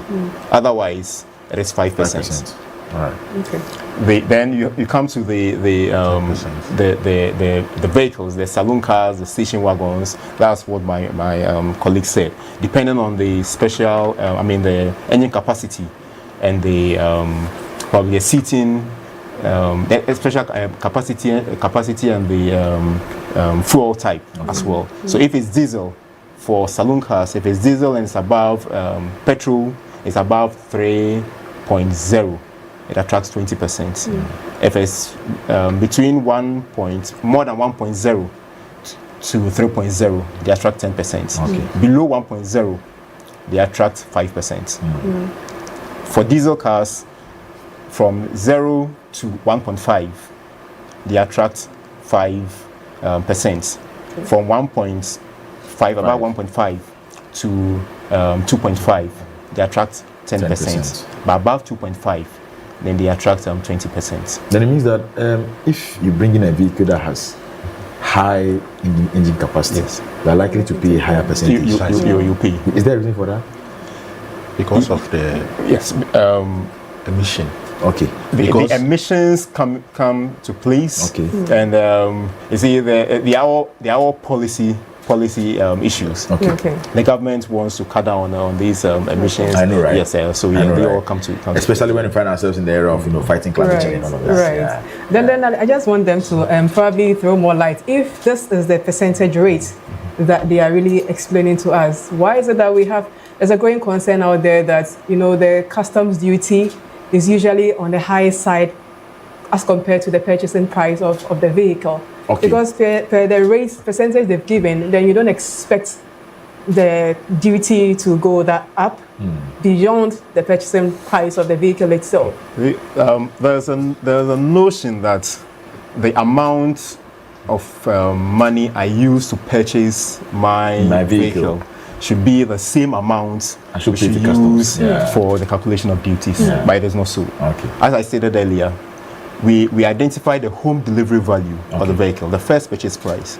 So when you went to auction and you got your vehicle for, let's say, $5,000 US, but actually the vehicle costs $18,000 or $20,000. We will not use your $5,000 as the home delivery value, because that's car you got $5,000. Someone might have gotten it cheaper, 3,000. Another might have even guessed, depending on the state of the vehicle, and there will be no fairness in that. Okay. So let's take the home delivery value, the first purchase price of that particular vehicle when it was manufactured. How much did the manufacturer give to the dealer to sell? That is the value we are using. That's the home so it's delivery across price. board. Okay. Yes. So if it's the same trim, like SE. We are using that home delivery value as the basis of our calculation. Okay. So, and depending on the age of the vehicle, will depreciate. Right. So I think that has been explained duly well. That with the home delivery value, you are not looking at how much you bought the vehicle. Probably this said vehicle was purchased after auction sales, and you were able to even buy it way lesser. But then someone may also buy it much more lesser from what you how much you bought yours. Yeah. So if they are to consider the amount of money you bought or that particular vehicle in determining the value, it's not going to be fair. Yeah. Let me add that the state or the condition of the vehicle, you might have gotten yours quite neat. Okay.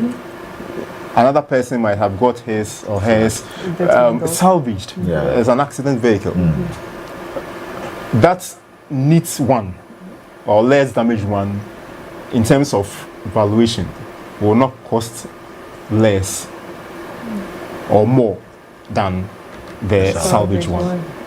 So if you had your vehicle, the bumpers are off, the boot is off, someone has the bumpers intact, everything neat, the assessments will be the same. Wow. If the vehicles bear the same I am shocked. if the vehicle bears the same make, model, trim, engine capacity, all the attributes are similar. Right. They would have the same duty assessments. Okay, so we'll come to the salvage vehicles now. Let's go down with that particular conversation. To add to what my colleague said, we can look at an instance where people even get vehicles as gifts. Okay, yeah, sure. So in this instance, going by the logic that looking at the amount at which I bought the vehicle, that should be the basis for which customs should compute the taxes, levies, and duties. What about vehicles that are received based on gifts? Yes. What value then should they use? Yeah. So we come with should I say, a nice compromise or a standardized way of doing things to ensure that there is fairness and equity within the tax system for vehicles. Absolutely. Tess, are you confused? And one more thing, the import duty rates we talked about earlier, it is not just a one-off thing. Okay. Or should I say, it's just a component of the entire duty that importers of motor vehicles would pay.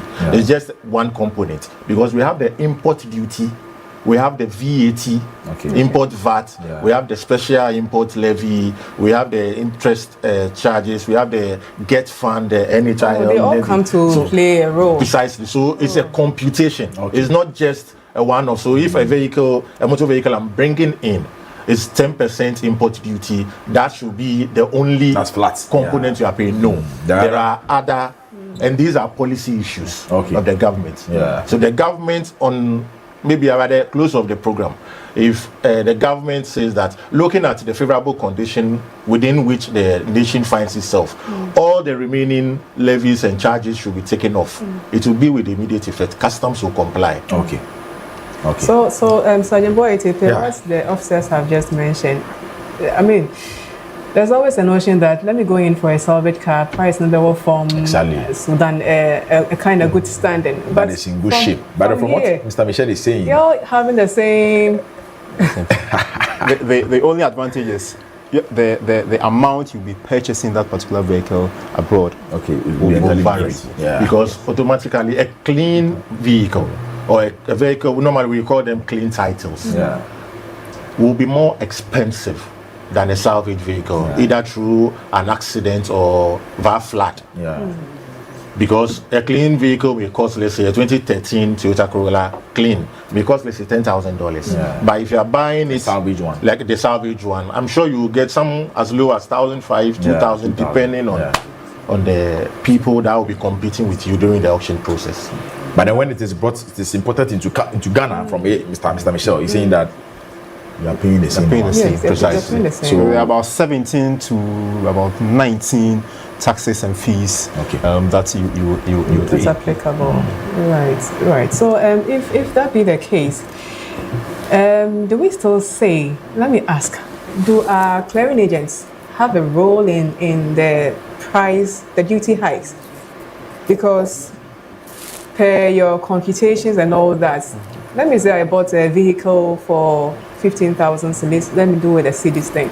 And then per customs, after valuation and all that, let's say you're charging about 5,000 cedis, making it 25,000 and 22,000 or 20,000. You said you work with agents as well, which you do trust the clearing agents as well.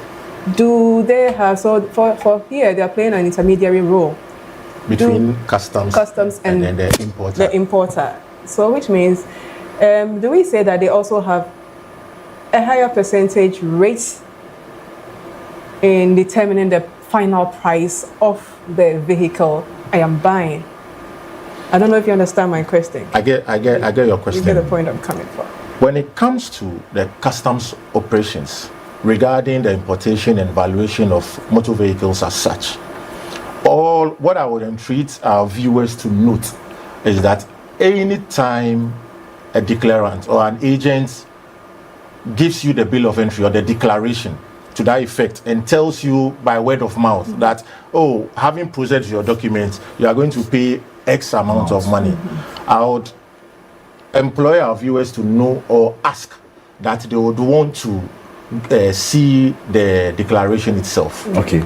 And once they get the declaration, they can confirm from customs, because there are instances where you find some will be playing funny. Yeah. So you can confirm with customs to ensure that you are paying the true or the proper amount of duties. Yes. I think that is an important one. Yeah. You know that there are instances where some of these clearing agents, those who have some malicious mentality, may end up giving you a different bill that is totally and it increases the price of the imported vehicle, you know, and you just don't understand why the price has so much skyrocketed. Yeah, but Mr. Mensah, additionally, I have in my hand here a sample declaration, and beneath this, you realize there's a QR scan. Yeah. So any importer should demand the bill of entry and scan.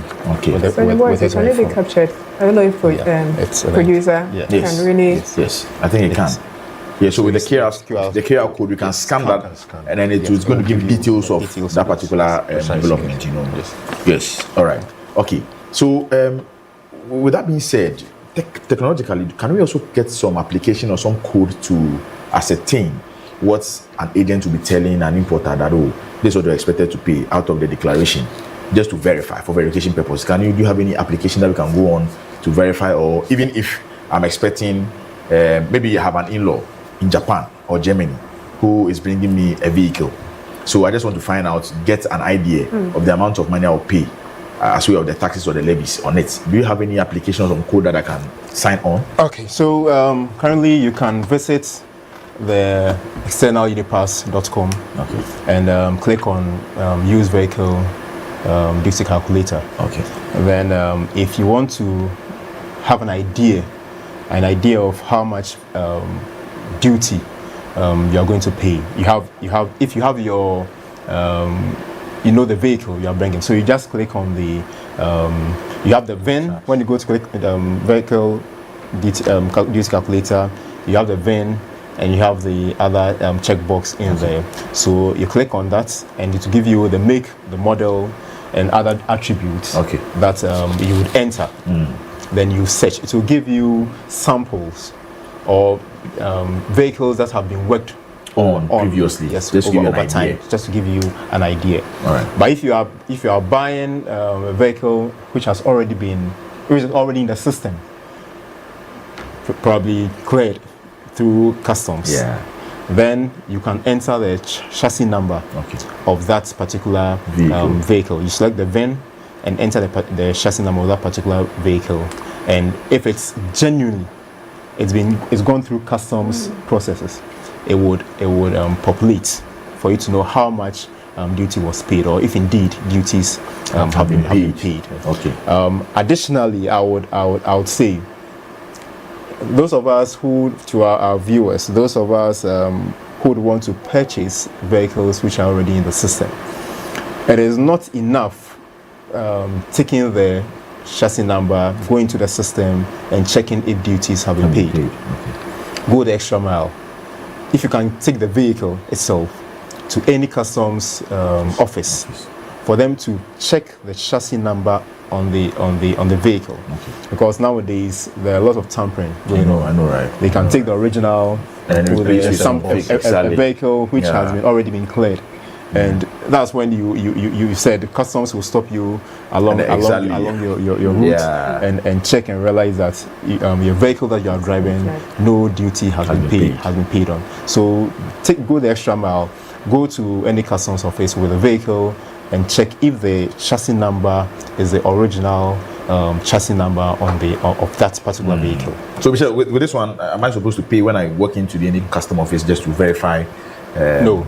It's absolutely free. No, you don't need to pay any money to verify. It's a free service delivery to the citizenry. All right. And then to add to what my colleague said, one critical component of this whole verification or estimation of duties is the exchange rate. Okay.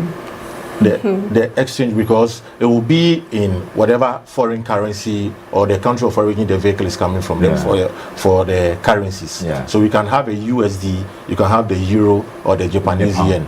Okay. Right. Then we'll convert it into the Ghana cedi. Okay. And that conversion depends largely on the exchange rate at the time of importation. Yes, at that material moment. Right. So if you are having if you are going through the system to ascertain or to get an estimated duty for a vehicle imported, let's say 3 months back, you should at least make room for exchange rate adjustments. Yeah, because they may vary. They may not be precisely. They may vary. Yeah. And within our space, it may vary significantly. Either going up or coming down. Yeah. So you do all those adjustments, but we pray it will come down. Exactly. So once it comes down, you benefits everybody. You know, right? I know. It's just giving you an idea of how much. Yeah, for your vehicle. It's not the duties you are going to pay. At least if you have a fair idea, you prepare towards that. And in the event where it goes up slightly, fine. It comes down also to your advantage. Sometimes people bring in their estimated duties and the duties they had elsewhere, and what we customs is giving them, there's some variance. And they come and say, I checked this and this is how much I got. Why am I getting this now? Something different. That is an estimate. Okay. It can go higher.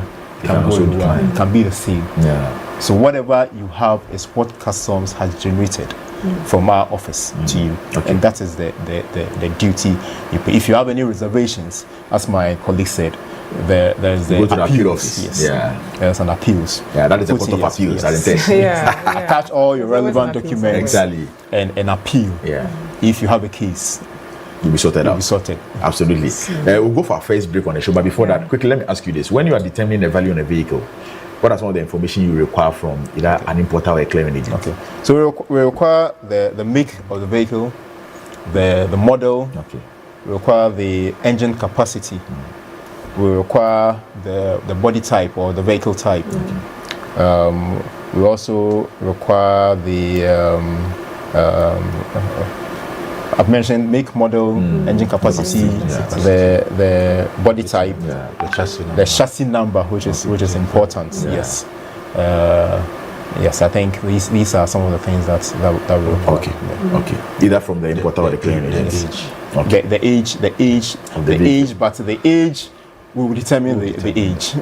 Customs determines the age. We determine the age. Very well. We determine the age. We determine the engine capacity as well. But you declare to customs. If you are right, we proceed. If you are wrong, we send it back to you for you to make changes. Absolutely. We'll give you the right age. And to add to it, you inform us about the condition of the vehicle, whether it be used or it's new. Okay, so your voice here. I think, like we earlier mentioned, that we're streaming live on our social media handles. So I think there are some questions coming in, and we need to read them out for our experts seated over here. Yes. To bring some clarity to viewers out there. Yes. Absolutely. This is a topical discussion. I believe people have a lot of questions to ask. So let's get on our Facebook live streaming. The first message is coming from Hoto Nobel Banzi Boy. He says, "Go Ghana," and then Raymond Dakota Range Rover says, "Good morning. Magnificent, meaningful, money-making Monday." Good morning to you, Raymond. And then Benjamin Kran says, "Good morning, bro." Good morning, Ben. Thank you for the message. And then James Azut says, "Hello, good morning." Good morning to you, James, as well. Email James GSA. We miss the sports updates, right? So the sports update is brought to you on Mondays and then Fridays as well. Okay. And then Miss Docas, good morning. Good morning to you, Docas, as well. And then Christian Bologa, good morning, honorable officers of the law. Please, guys, I'm watching you live from Joel. Good morning to you, Mr. Bologan, as well. And then Kofi GH says that, good morning, Police TV. It is another bright morning, and I'm watching you live from my Ashalaja base. Good morning to you, Kofi GH. We've seen you. Kofi GH comes back and says that, please, I intend to buy Toyota Corolla 2015 from Togo to Ghana. Please, will I need to do the documentation and payment at the border before entry, or I have to drive through and come do it at the customs headquarters? Michelle or Mr. David, who is taking this question? Yes, sir. So, like I said earlier, there are three main avenues through which vehicles enter the country via the airports, the seaports, and overland. So this case is an overland case. Yes. So he would have to drive into, depending on where he's coming from. So if he's coming from Aflao, we have the Aflao office. He should drive through to the Aflao office. Officers there would attend to him. They would do the physical examination and assessment on the vehicle. They would give him a document to that effect of the assessment that have been done, the physical examination of the make, the model, the chassis number, the body type, the engine capacity, and all that. And then the state of the vehicle, whether it's new or it's used. For the purposes of depreciation. So once all these particulars are captured on the custom assessment document or form, he would get an agent pass, and he doesn't need to come to customs, walk to customs physically to present it. He will pass an entry via our platforms. It will come to our end. We'll do the assessment. He can pay over there, and then he will take delivery of his vehicle. Right. So Kofi GH, that is an answer to your question from Mr. David Ijakwa Mensah. All right. So another one coming from Chakobi Bote. He says that, please, if the emission is parts, why charge higher percentage on electric vehicle and hybrids? Michelle, are you taking this? So with the electric vehicles, let me start by saying this. Under the ECOWAS CET, Common External Tariff, vehicles were to attract 20% import duty. However, Ghana went in for some tax adjustments and managed to bring down the various bands down. But at that time, in 2015, electric vehicles, hybrids were not something that was common, was topical. So that particular one was left out. So that is the reason why the 20% remains so. And other vehicles, the saloon cars, the station wagons, and other trucks, which are not electric, are still attracting what they have now. So for us to go back, it is a decision to be taken under ECOWAS. Yes, not a Ghana decision per se. So who has to push for that? The bloc, the ECOWAS bloc. So the ECOWAS, I mean, it's a policy. Government, it's a government policy, and it has to be pushed from ECOWAS. ECOWAS would have to agree that we are reducing our bans to maybe 10%. But the idea of the 20% is to bring in companies to come and assemble the electric vehicles here. If they come in and assemble the electric vehicles here, there will be tax waivers, just like we have in the assembly industry now. They are enjoying a number of waivers and to that effect, reducing the amount or price of the vehicles which are assembled here in Ghana. So if there are companies coming into the country to assemble EVs, then definitely we will not be seeing that 20%, but rather 5% or probably 0% import duties on these unassembled or CKD, completely knocked down electric vehicles. So as it stands, I mean, we still have to endure it since the bloc has not pushed. Since nothing has changed from the bloc, we'll have to push it. Okay, all right. So what is it? Yes, so that's to Chakobi Bote on the emission charging higher percentage when it comes to EV and then hybrid vehicles. Raymond Decoder Renova says, how do they check locally manufactured vehicles? I think that has been explained to you. So, yeah, so these, is he talking about the assembled? No, I think when you are buying the locally used assembled. Okay. Locally used vehicles. Okay, so yes. Oh no, I think he's talking about the locally assembled vehicles in Ghana. Yeah. Okay. So these vehicles come in as kits. When I'm about to talk about kits, I mean parts. They are not fully assembled. They are semi-knockdown vehicles. Right. So when they come, they are checked at the port. If they align to the Ghana Automotive Development policy. Okay. So they are checked at the port. There are definitions for a knockdown vehicle, a completely knockdown vehicle, for a semi-knockdown vehicle. That's what we call the SKDs. So when it gets to the port, they check if indeed, when you are bringing a semi-knockdown vehicle, you are saying that maybe the steering wheel should not be assembled. Probably the tires should not be there. Okay. The lights should not be there. The engines should not be there. There are certain components which are to be assembled in the foreign, others local. So we check all these things to make sure that you fall in line with what the policy says. Then these vehicles are now moved to the assembly plants, and there is a committee which goes from time to time from the Ministry of Trade and Agribusiness to check if indeed the process is being followed. So they have all the assembly lines that they work on to check if everything is in place.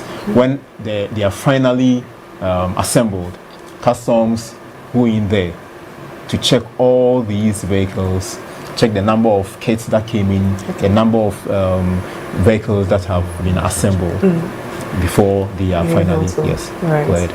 Right. So, Sajiboite, I think I have a couple of them on the WhatsApp page. Okay. I want to read them out to the officers. I will read them out in compact so that you can pick whichever one you want to respond to. So, we have a message coming from Inkansa Nanakojo, and then he is watching us live from Mankesim. He wants to ask, so good morning, GH, please.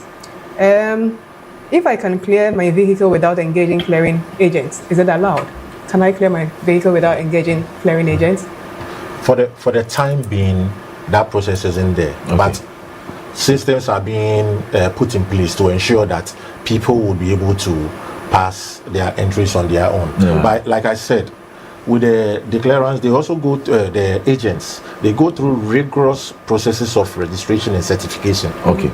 To the extent that, yes, because the customs operation is a quite laborious and detailed activity. So we train them time to time to be able to know what to do at every point in time. And they are certified. And they are also, as part of their conditions for their licensing, they take bonds. You understand me? To the effect that they can't just do anything at all and then just walk away. No.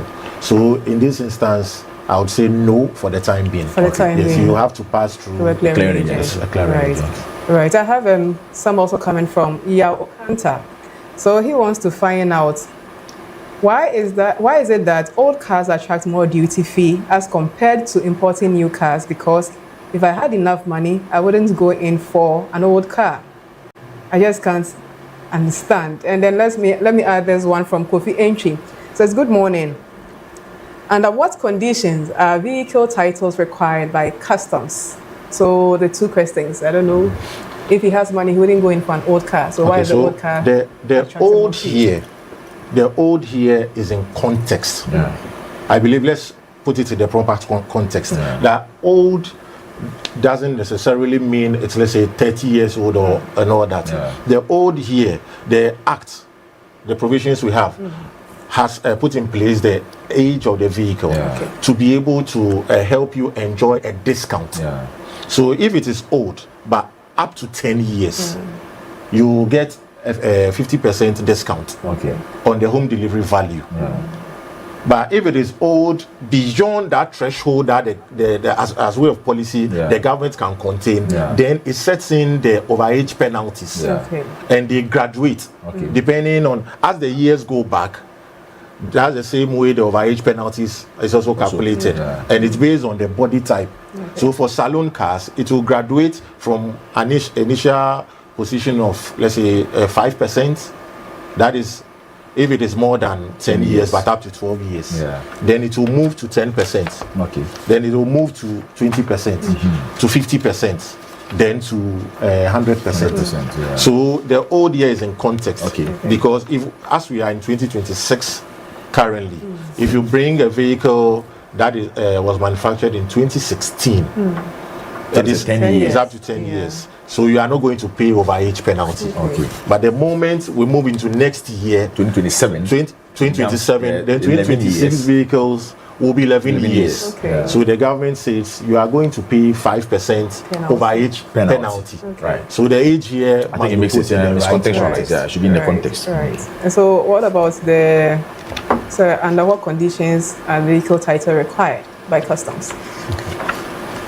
So for vehicle titles, it's they are part of the documents that we require from importers of motor vehicles. It tells us a lot about which vehicle you are or what vehicle you are importing. Usually, we want to know the actual age, the engine capacity, the fuel type of the vehicle. So whatever attributes we have on the title, or that we need customs need, is on that particular title. Who owns who has previously owned the vehicle? Are you the first owner, or someone else had previously owned it? Yes, all these things they feed into our valuation processes. So we can assess a vehicle without even requesting for a certificate of title. We can also assess a vehicle and we need that certificate of title to assess depending on what we need, as outlined previously. Yes. And the title too helps us ascertain the condition of the said motor vehicle, whether it is used or new. So depending on the information or the feedback we are getting from the agent, we'll request for the title to be able to be sure on these. Right. So still with the Facebook messages. This one is coming from Kofi GH. Kofi GH says that it's good they are in your studios today. I have learned and understand something today. Per the explanation, I now understand. My brother plans bringing his vehicle to me as gift, so I have to pay my duty on it by the manufacturer year and then price of the car at that very time. Please explain in tree so my father at Abuso can understand. All right. And that is duly noted. Kofi GH. And Promise Sagbo says, I like the show. Thank you so much, Promise. And then Ayipa Sardonic says, good morning to you, Sardonic. Ni Co-Chair says that good morning to you all. Please, since customs are at the borders, how do those Togo vehicles enter the country? Do customs have a dedicated office for complaints as the GH police have PIPs? Yes. Mr. Mensah? Yes, sir. Like I said, the criminal would always want to be ahead of the officers. So they would want to be using unapproved routes to bring them in. But by way of education to our viewers, currently the GRA has in place an amnesty period, which will be ending on the 31st of July this year. So I would employ anybody who has those on custom vehicles or vehicles that haven't passed through customs formalities to walk into any customs office to regularize it, because after that, once we arrest those vehicles, penalties will be levied on them. So that is my first take on this. We have officers at the entries at the various borders, but like I said earlier, they would want to, people who want to evade taxes will find their own ways into the system. But like our processes are, it just doesn't end at our end. which is the Customs Technical Services Bureau. The customs processes is a daily thing. It's a daily routine. Because once you come through the Customs Technical Services Bureau, you get to the terminal port or the airport or the overland borders, you clear your vehicles. You need to register them. So you go to the back to the DVLA. DVLA. Our officers are also stationed there to ensure that you actually pay the right duties or not. And aside that, our officers are always on the routes. They're always on the We are constantly on the routes to find out the persons who want to outwit the system. And sadly, to them, they are benefiting. But it is a pain to the nation. Going against the state. Because if you have 1,000 vehicles, and let's say each vehicle is supposed to pay a duty of, let's say, 10,000, that will be 10 million Ghana cedis. That's supposed to come into our coffers to help fix problems in the nation. So we would then treat them to take advantage of this amnesty period to regularize such vehicles. It's not attracting any penalty. Not at all. It's not attracting amnesty. Yes. Voluntarily, we are encouraging them to walk in voluntarily to come and regularize their vehicle, so that when they are driving on their roads, they will not be afraid. Absolutely. Day or night, they will be free to drive. Right. So that is a passionate call that there's an amnesty from now to next month, 31st July. So please walk in voluntarily and then regularize your vehicles into the customs formalities. All right, so if you just tune in, we are having a fruitful conversation with our custom officers who are basically demystifying some of the misconceptions when it comes to vehicle valuation. We have Mr. Michel Edumenu. He's a senior revenue officer with the Customs Technical Service Bureau Vehicle Valuation Unit, and then Mr. David Ijakwa Mensah, also a senior revenue officer, Customs Technical Service Bureau Vehicle Valuation Unit. At this moment, we want to go for another break. When we resume, questions will continue. But before that, let me send this message coming from Revenue Officer Nana Ama Dede Ofori in Toul.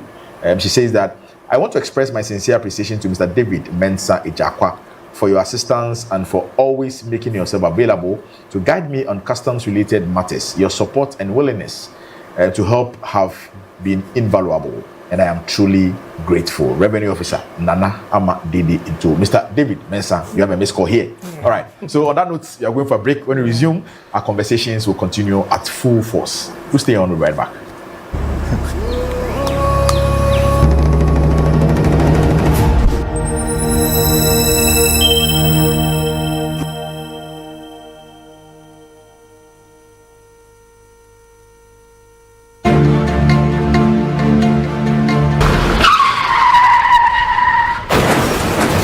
Crashes or accidents are of great worry to everyone. In view of this, we need to be alert on things that brings about accidents on our roads, leading to deaths of our loved ones. It is of this reason that Traffic Orientation Show on GH Police TV seek to teach, educate all road users, being it drivers, riders, pedestrians, on the rules and regulations and road traffic as to reduce road accident. Make time to watch Traffic Orientation Show every day on GH Police TV as we bring you more insight on road traffic related issues. You can also watch us on DSTV channel 362 and other digital channels. On Traffic Orientation Show, we say drive safely, arrive alive.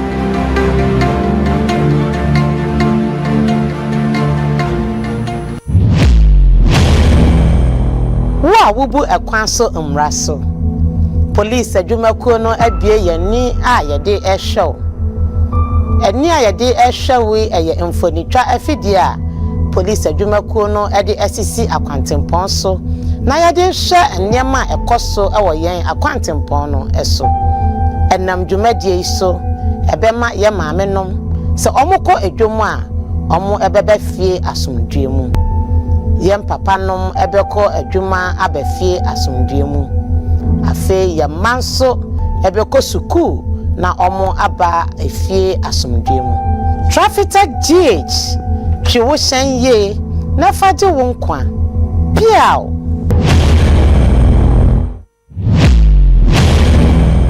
Polisi hingme komin kwabo ni ona ena hewole wachemen baya ni chumo ni ameba bashin ya tuwe njolemle gbeke fe gbeke baje school eba ni ebani na e follow yetwe njolemle wonyeme hu baya ajara no ni ameba bashia yetwe njolemle Traffic Tech GH camera lo hime infoni keha wagbadegbe ano mla no yeli Traffic Tech GH hwehwehwe chonde kudom bahani ohishi da befebe piao.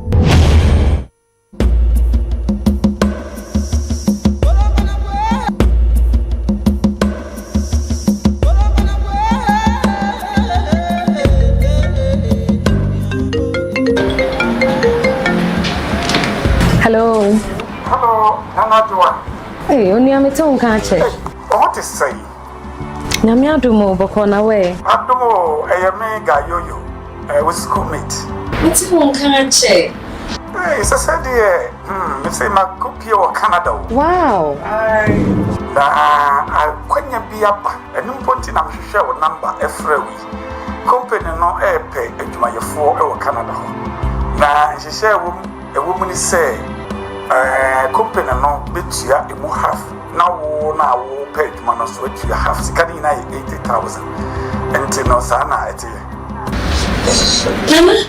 Mama, Madame Fubia could be Canada. The name Chamaboga. Monsieur Quina Abao, a good year to man say, Miss Meeting your free Ghana, about the coming more Canada. Oh, no say a male one in the say company no. Or maybe she has a calumny to your half, I'm just made to your half. Into the minion war bomber home. Nana, you want to the other. Say, in Paponophobia or Maba. Or Papa Catcher will say, or Canada. And then say, or France, Empo, Abuchin Kuna can be. Now, Catcher will say, Aquanyaba, Inti, Aquanian, agent, our Nigeria, Cote d'Ivoire, and answer Burkina Faso, Inti Faho. No one grata, no Hona with you, and over Canada, and answer France, and answer Abuchin Kuna can. Now, Naka Sape, Sinibu, a drop. Hey, you go do her. Or bet you was it then. Or bet you use again now. We can't have a queen in our budget. We are what for so. Or best so it is. I want to suffer the you. Hey, now, say you go on for 1 point. Come back to sound one day now. You come back to my room, you get to my position, you get my own man, bet you by your papa. And you are known for Saquon. Let me to Ghana for enough.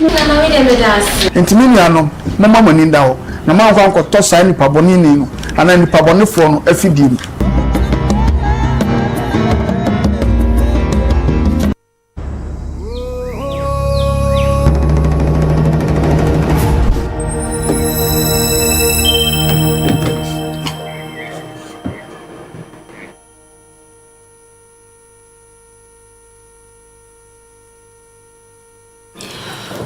Welcome back and thanks for staying with us. It is still the Safe Start Show on GH Police Television. This is where you stay informed, you stay ahead, you stay safe.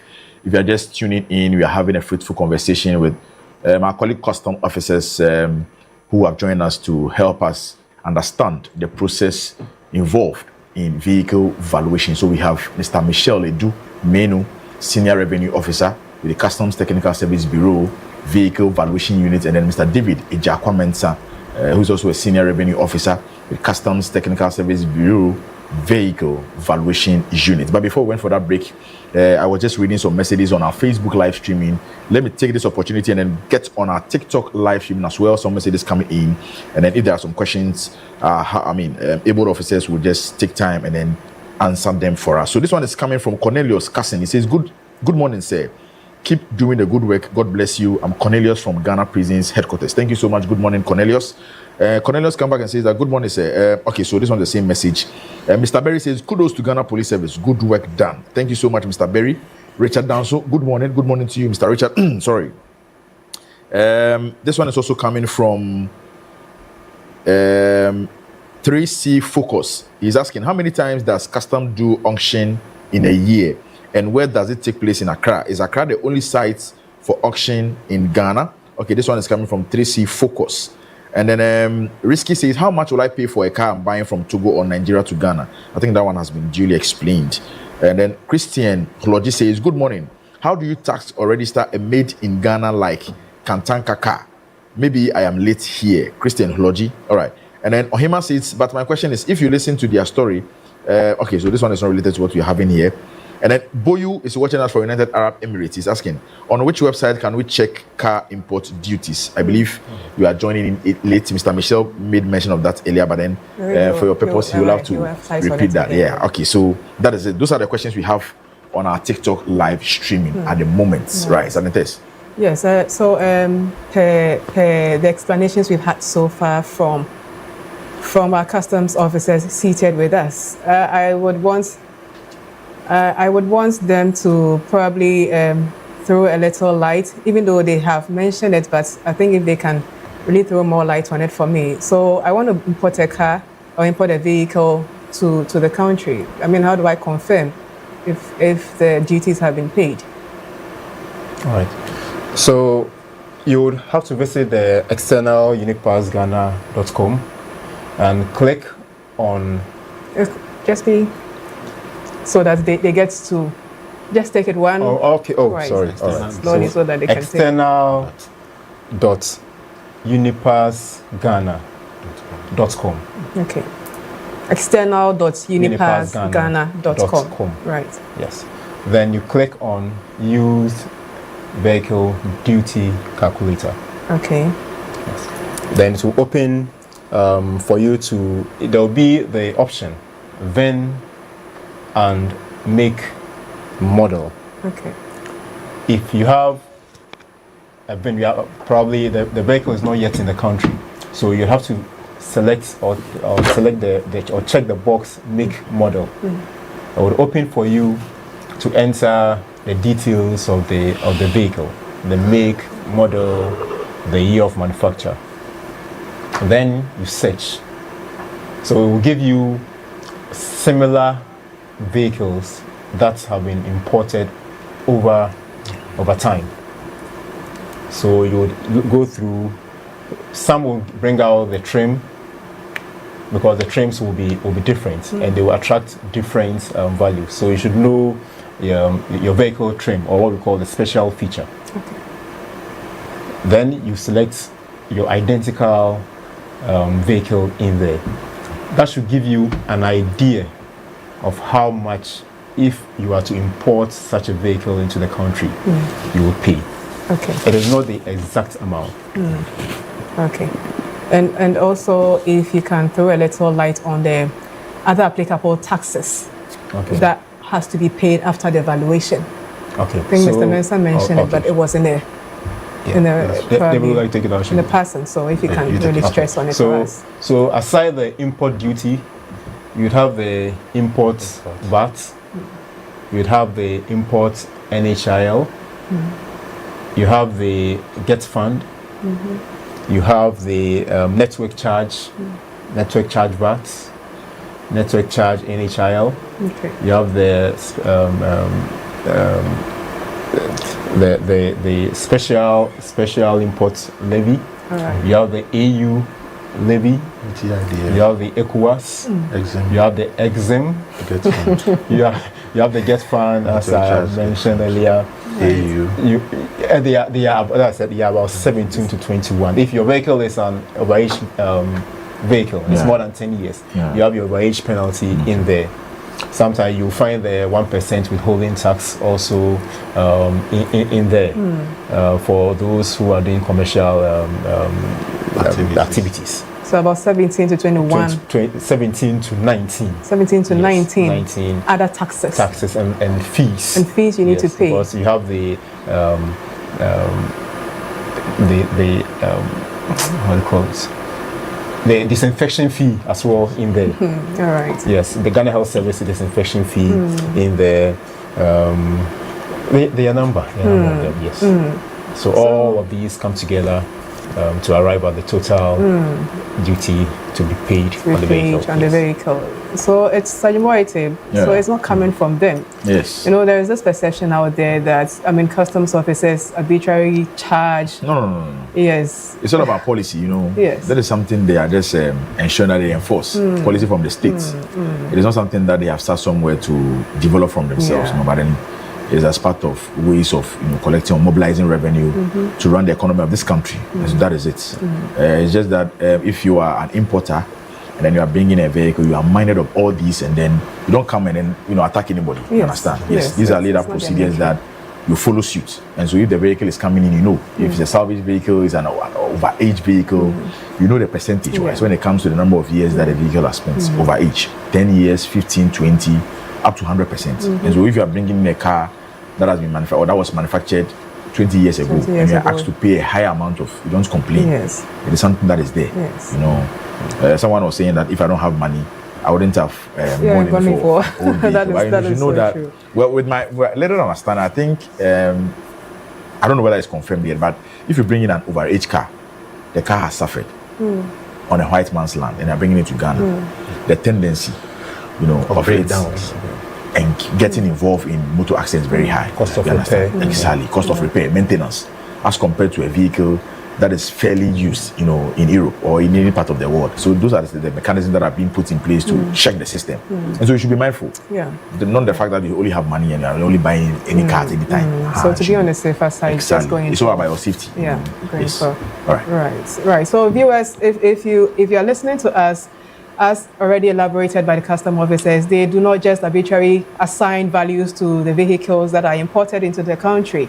It is as a result of policy application and also the various or numerous taxes you need to pay that really amounts to the prices of the vehicle that you are charged at the ports anytime you have an import of vehicles into the country. So, Boyte, do you have any of... Yes, I've just received a message on our WhatsApp platform. This one is coming from our very own brother, Nana Osem Mensah, watching us live from Massachusetts in the United States of America.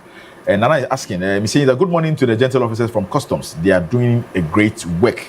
But tell them to give me discount because I'll be bringing my car to Ghana soon. All right, Nana, they've heard you. They'll give you discount. So when you ship the car, you tell us. We'll inform them. We'll inform them, sure. Yes. Yeah, so Nana is watching us from Massachusetts in the United States of America. Right.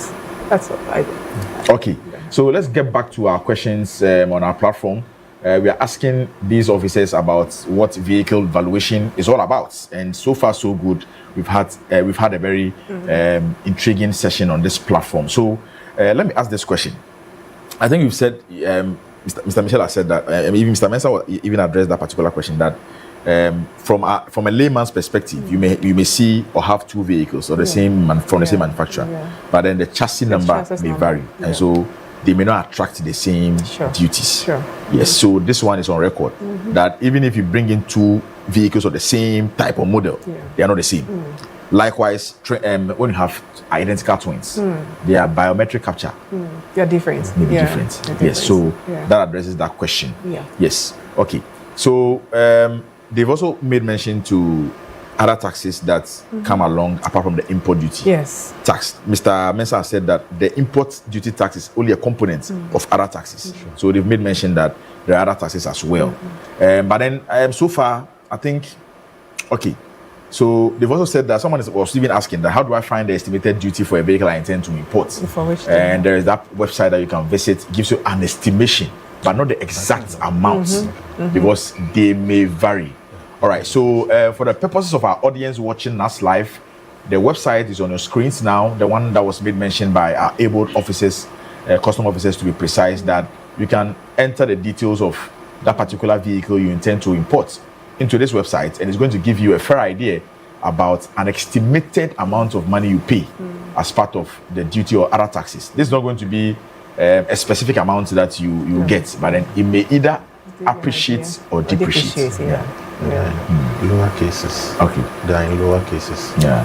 It should be in lower cases. Lower cases. Right. Okay. Right. Okay. So when you're inputting your data, it should be in lower cases, please. That is very important for you to note. Yes. All right. So I think in the absence of any further question, Mr. Michel and Mr. David, before we finally wrap up, do you have any words of admonishment to our viewing public or our audience who are watching us? Any ordinary person who intends to even buy a home-use vehicle in Ghana, or an importer who intends to bring or import vehicles outside Ghana into our country. most of our audience are also watching us live from the Abusokan area. Yeah. So this one I'll plead with your indulgence to speak Twi. You have to speak for them to understand. they are telling us that we are doing a lot of brofu. So Mr. Michelle and Mr. David, if you can please change our language into Twi for them to also gain the understanding at their level. Okay. All right.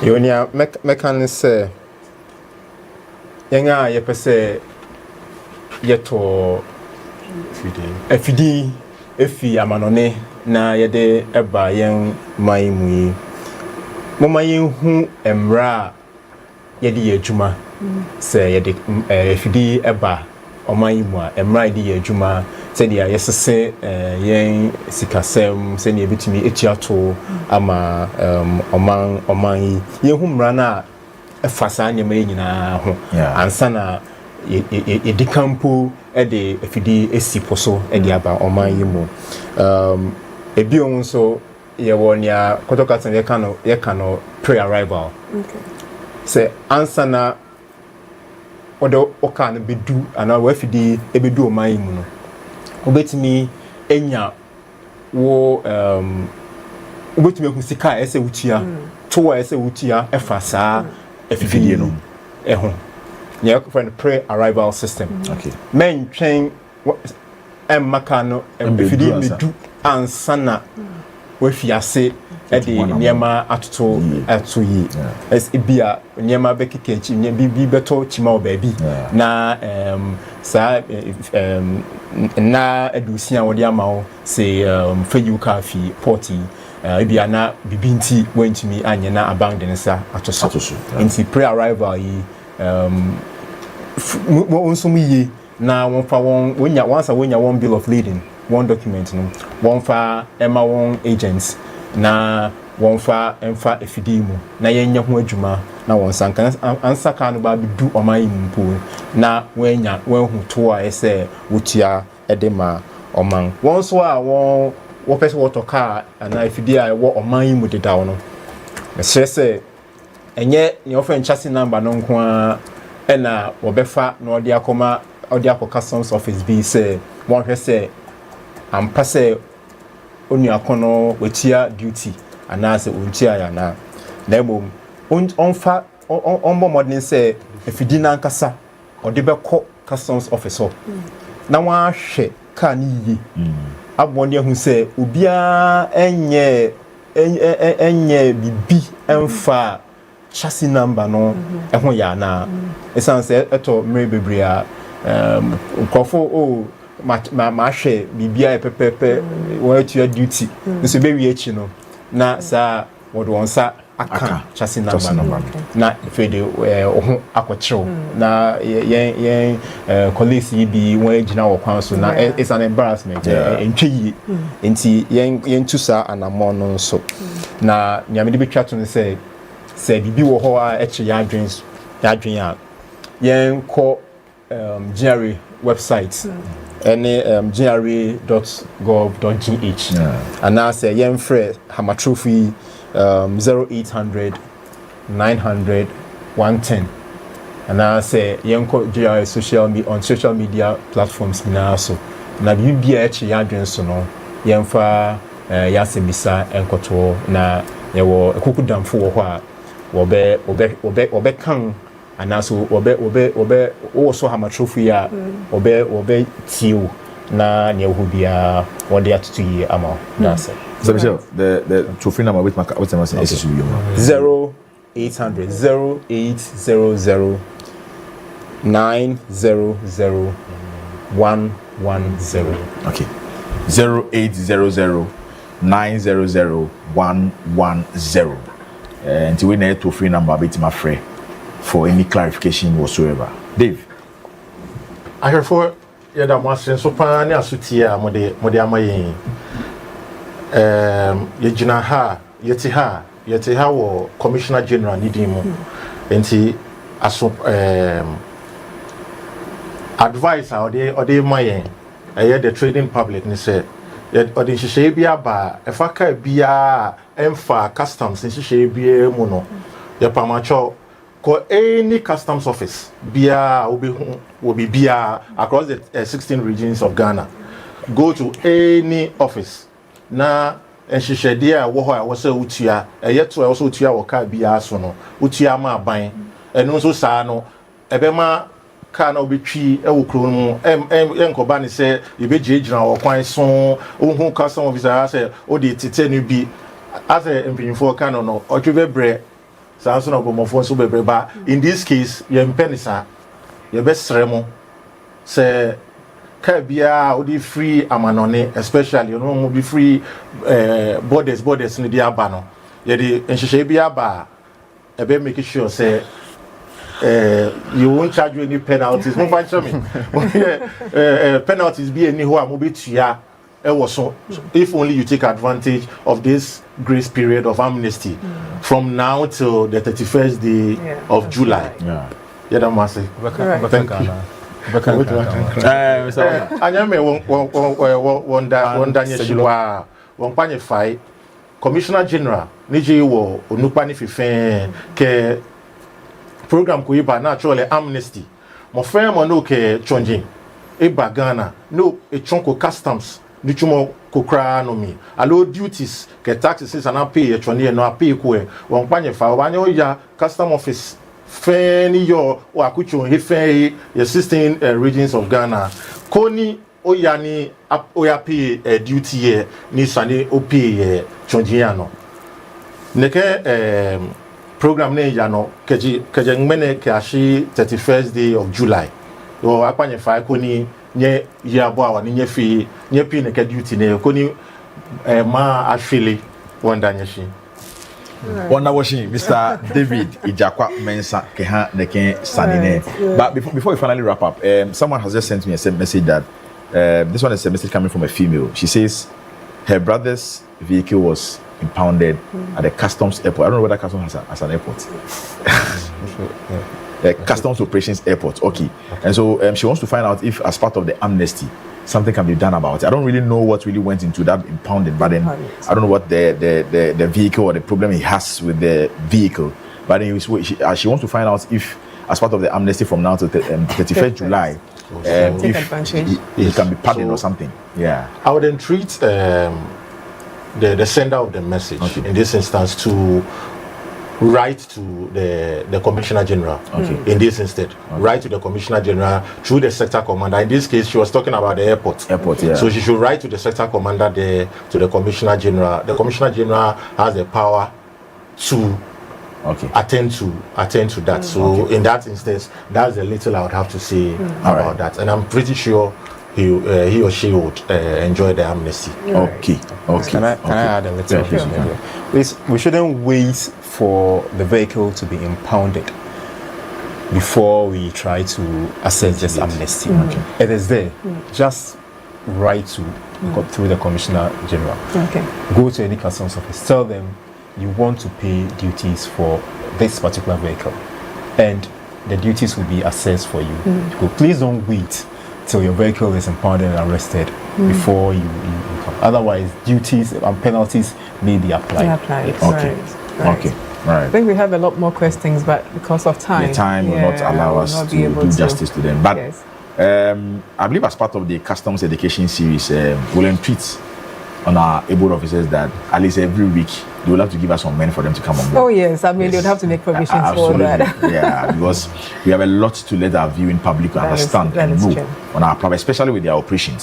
So today we have dealt with vehicle valuation. I believe there are other areas in their line of work where they would want to come on board for us to educate our public. On this platform, this is where you only stay informed, you stay ahead, and you stay safe. Yes, so obviously we are grateful for your time on the show today. And so we had on the show this morning Mr. Michelle Edu Menu, Senior Revenue Officer with the Customs Technical Service Bureau Vehicle Valuation Unit, and then Mr. David Ijakwa Mensa, also a Senior Revenue Officer, Customs Technical Service Bureau Vehicle Valuation Unit, joining us to help us demystify the entire customs process. I have learned a lot. I believe you have also done same talent test. Yes, you have, right? I have Exactly, learned a lot. I mean, that's what I was thinking.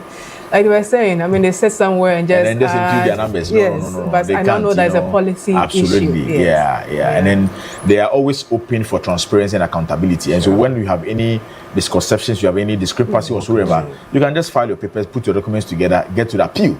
You know, once you find out you have a case, you know, any amount that has been imposed on you may be reverted. You understand? Yeah. So they are always open for constructive criticisms, right? So that is all we have for today on the edition of the Safe Start Show, Monday, 15 June 2026. We are grateful for your time, for watching us, and then learning a lot on this platform. We always keep accentuating on this platform that it is only on this platform that you get your information that is required to help you move around in your daily activities. You know, we want to send a big gratitude to the Inspector General of Police, Mr. Christian Tetehonu, and sedulous members of the Police Management Board again. Another whooping gratitude to the Director General Public Affairs Directorate, Deputy Commissioner of Police, Madam Grace and Sir Akofi, DSP, Mr. Richmond, Mensa Staff Officer, ASP, Mrs. Angela Kumi, in charge social media. Now, every individual who works at the Public Affairs Directorate production, headed by Chief Inspector Isaac Chumedru, and then all the guys, thank you so much for the production. Big shout outs going out to our viewers from the police hospital, the typing pool, the likes of Policewoman Chief Inspector Dora Kisia Boaje, Policewoman Chief Inspector Belinda Sari, and then Policewoman Inspector Asana Bedi, typing pool. We love you for the support and advice so far, so good. Once again, I'm Sergeant Yaboy Tibuatin, your host, and I was supported by my very own colleague, Sergeant Teresa Ado. All right, and still we come your way Wednesday with the midweek edition of the Safe Start Show. Keep enjoying the rest of our programs. It is goodbye for now.